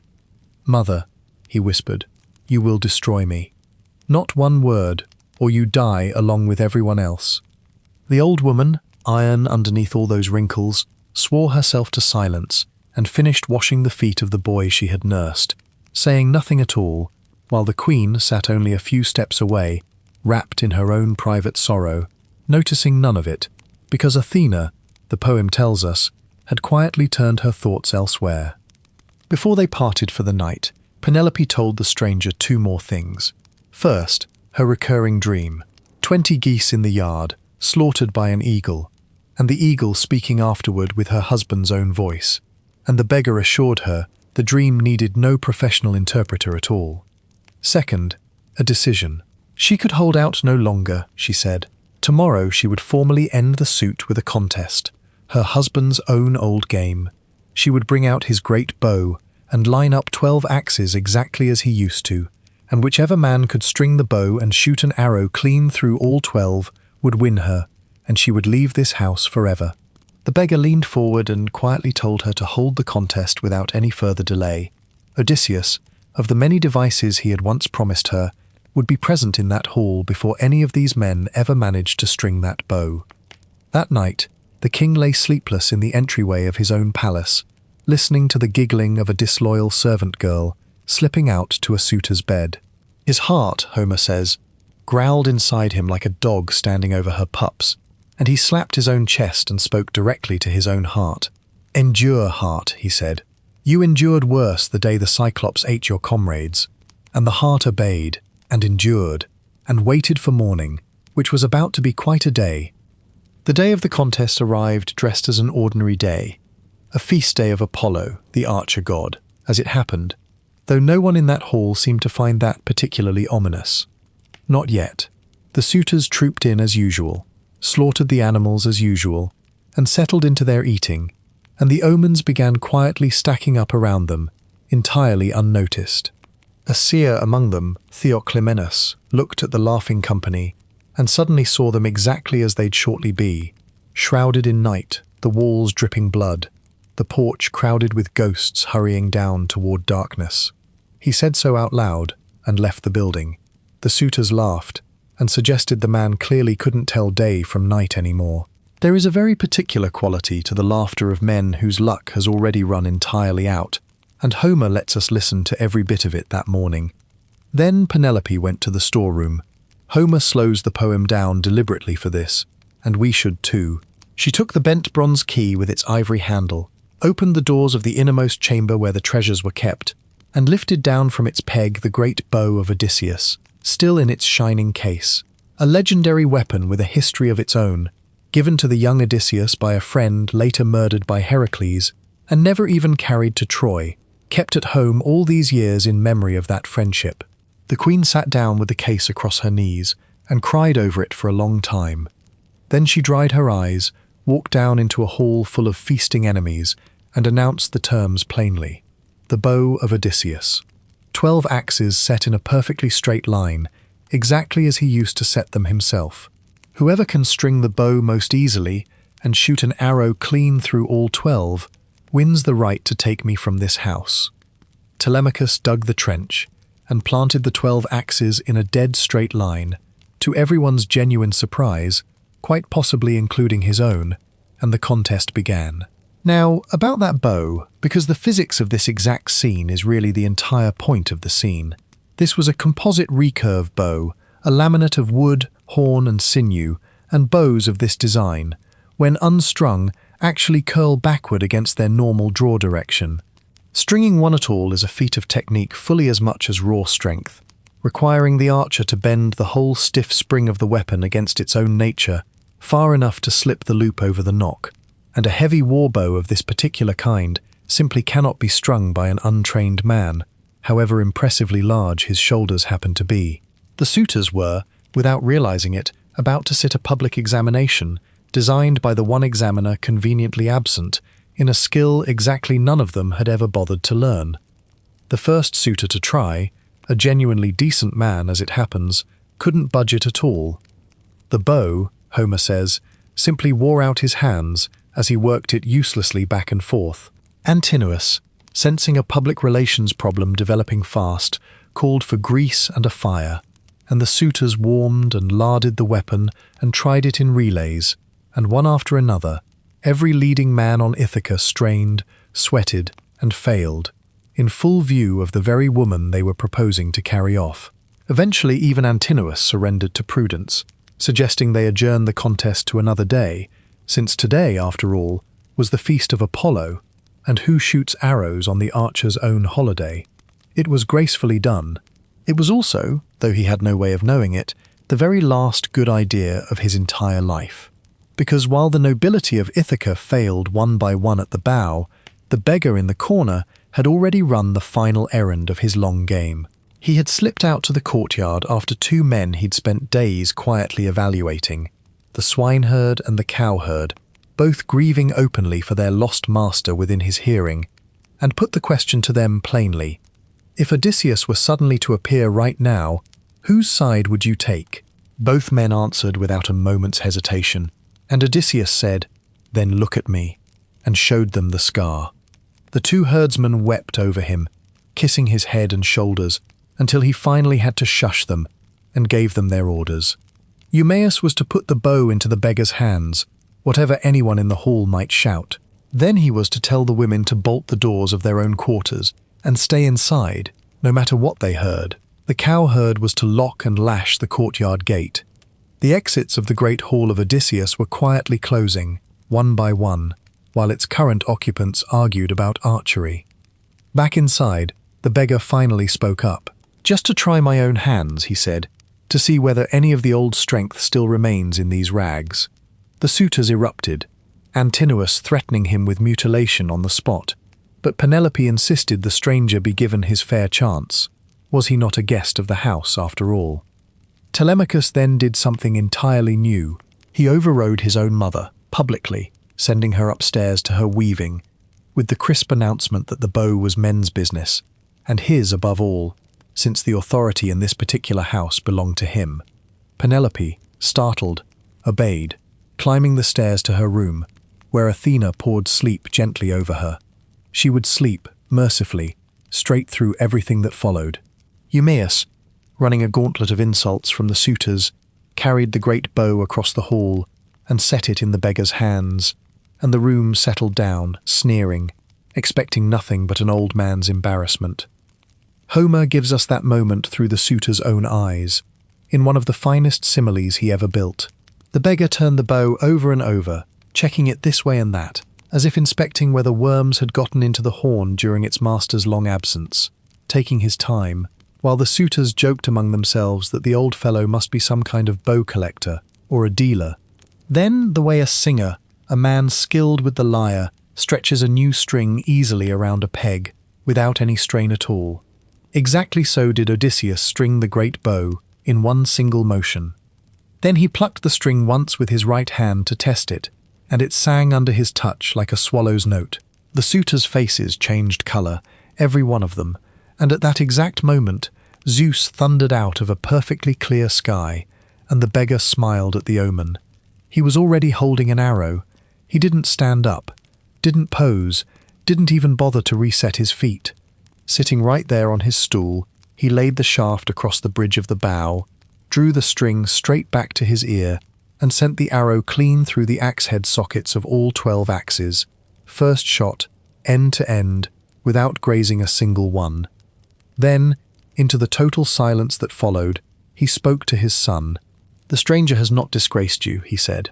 "My strength is unbroken, whatever these gentlemen may have thought of an old man. And now it's time to serve these Achaeans their supper, while there's still light left, and afterward, perhaps, some other entertainment, song and the lyre, the crowning graces of any proper feast.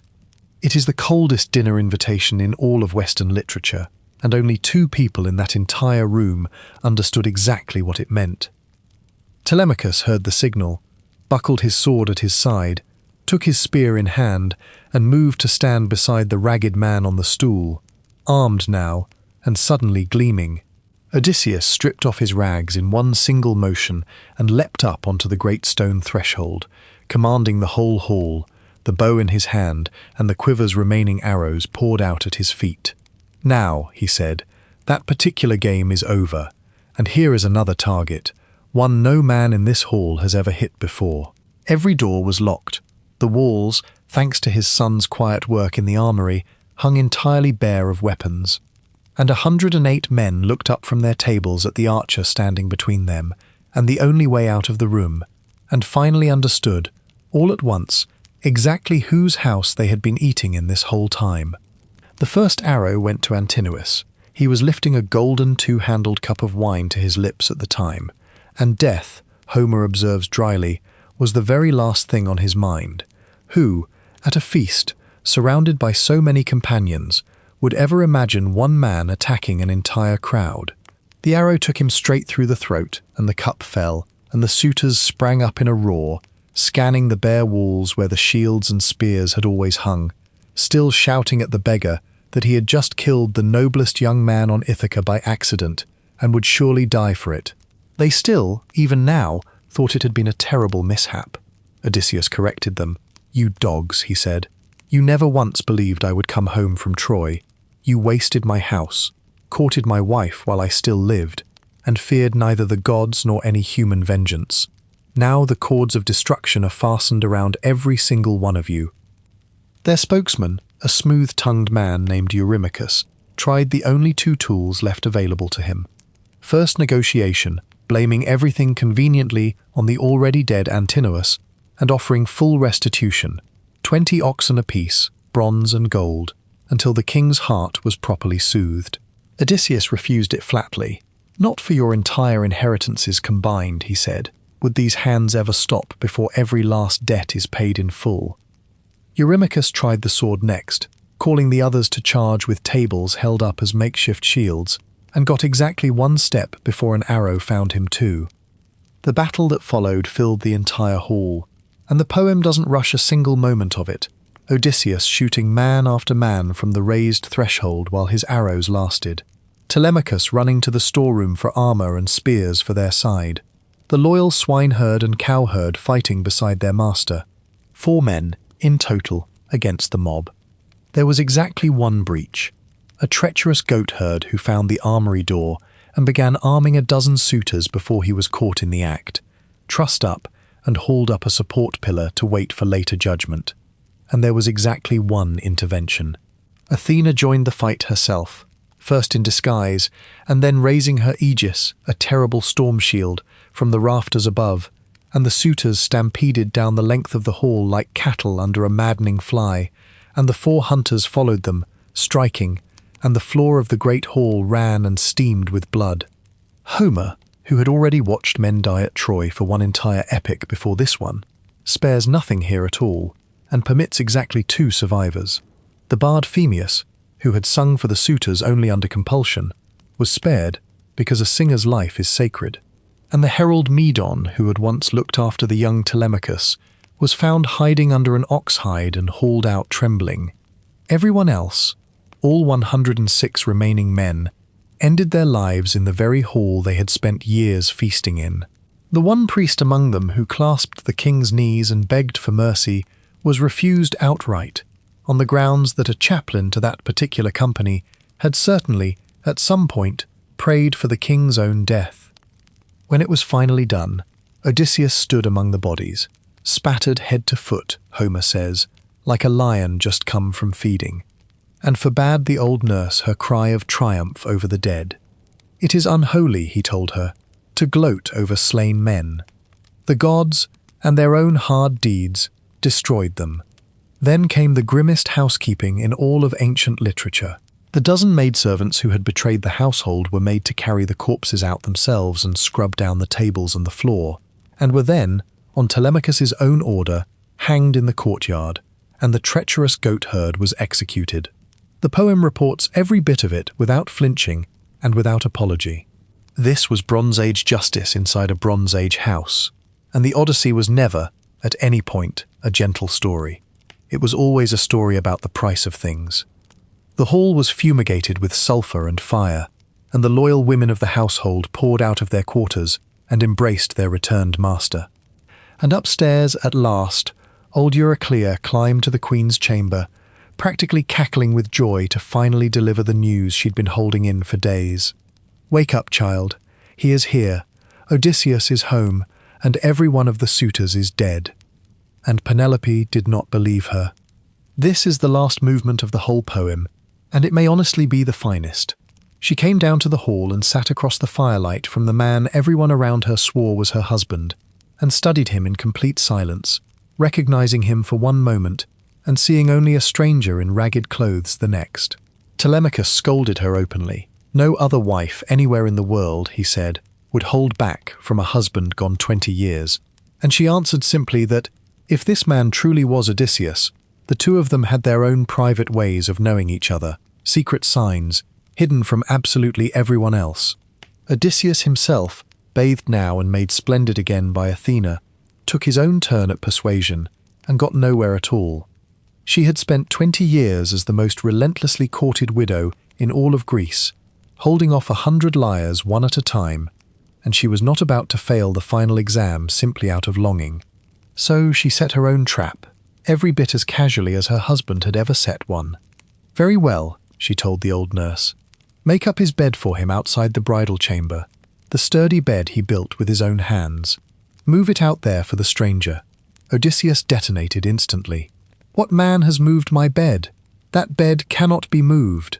I built it myself, and I built it around a living olive tree that grew right there in the courtyard.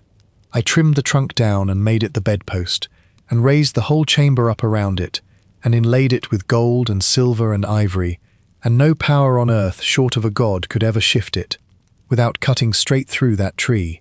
That is our sign, woman. Is the bed still rooted, or has someone cut it free?" It was the password, and only the true Odysseus could ever have spoken it, and only, notably, by being provoked past his own famous cunning into a moment of pure, honest outrage, which was, of course, exactly the design all along. Her knees went out from under her right where she sat.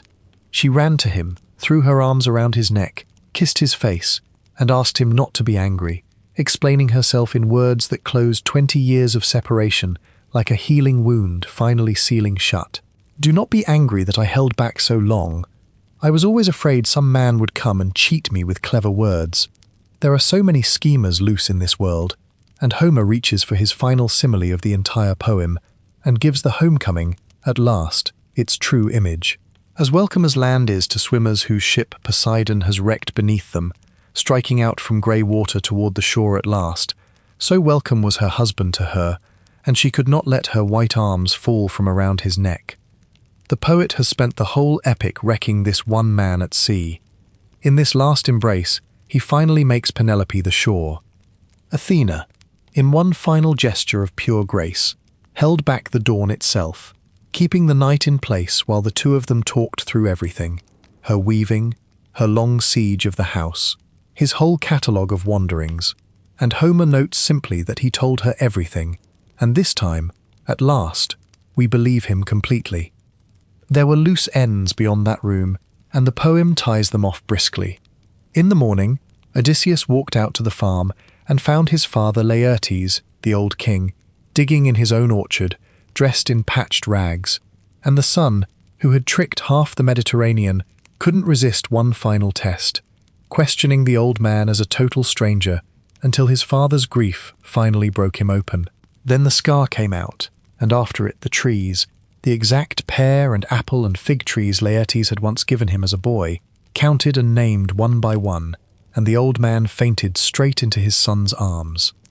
The families of the dead suitors came armed for revenge, exactly as they were bound to by custom, and battle was joined for precisely one casualty before Athena, on Zeus's own instruction, stopped the entire feud with a single shout and imposed a lasting peace across Ithaca. A peace with full amnesty on both sides, which is where the Odyssey, having opened with a household in total chaos, finally closes with an island at rest. And that is where the poem itself ends, though its own journey never really has.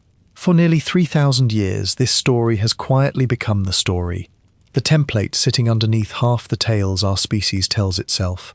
Every long way home, every clever underdog, every faithful wait, every wanderer's eventual return borrows something from it, usually without even knowing that it's borrowing. Its hero's own name became a common noun in 100 different languages. An Odyssey, any long, difficult journey towards something that actually matters. Sailors, soldiers, and immigrants have carried this story with them for centuries. Philosophers have argued with it. Poets from Virgil onward have rewritten it in their own image. And through every version of it, the true heart of the thing has stayed exactly where Homer originally left it, in a man on a beach, refusing eternity because it wasn't home, in a woman unraveling a shroud by lamplight, one thread at a time, in a dog's tail moving, one last time, on a rubbish heap, and in a bed built around a living tree, still rooted after everything. They found each other again, in the end, the two cleverest people in Greece, and the tree held, and the story was finally over. And now, gently, let it be over for you too. There's no more sea left to cross tonight. The hall is quiet, the fires are banked, and every ship, at last, is home. If you're still awake, you don't have to be. Another journey will be waiting whenever you're ready for it, and it isn't going anywhere. If tonight's voyage carried you somewhere good, you can like this video and subscribe to Deep History Origins, or leave a thought down in the comments, and I'll read it in the morning. But that's tomorrow's business. For now, let your body sink a little heavier into the bed. Unclench your jaw, let your breathing slow down all on its own. Close your eyes, and let the sound of the water fade out completely. Sleep is a kind of homecoming too, and yours is right here. Good night and sweet dreams.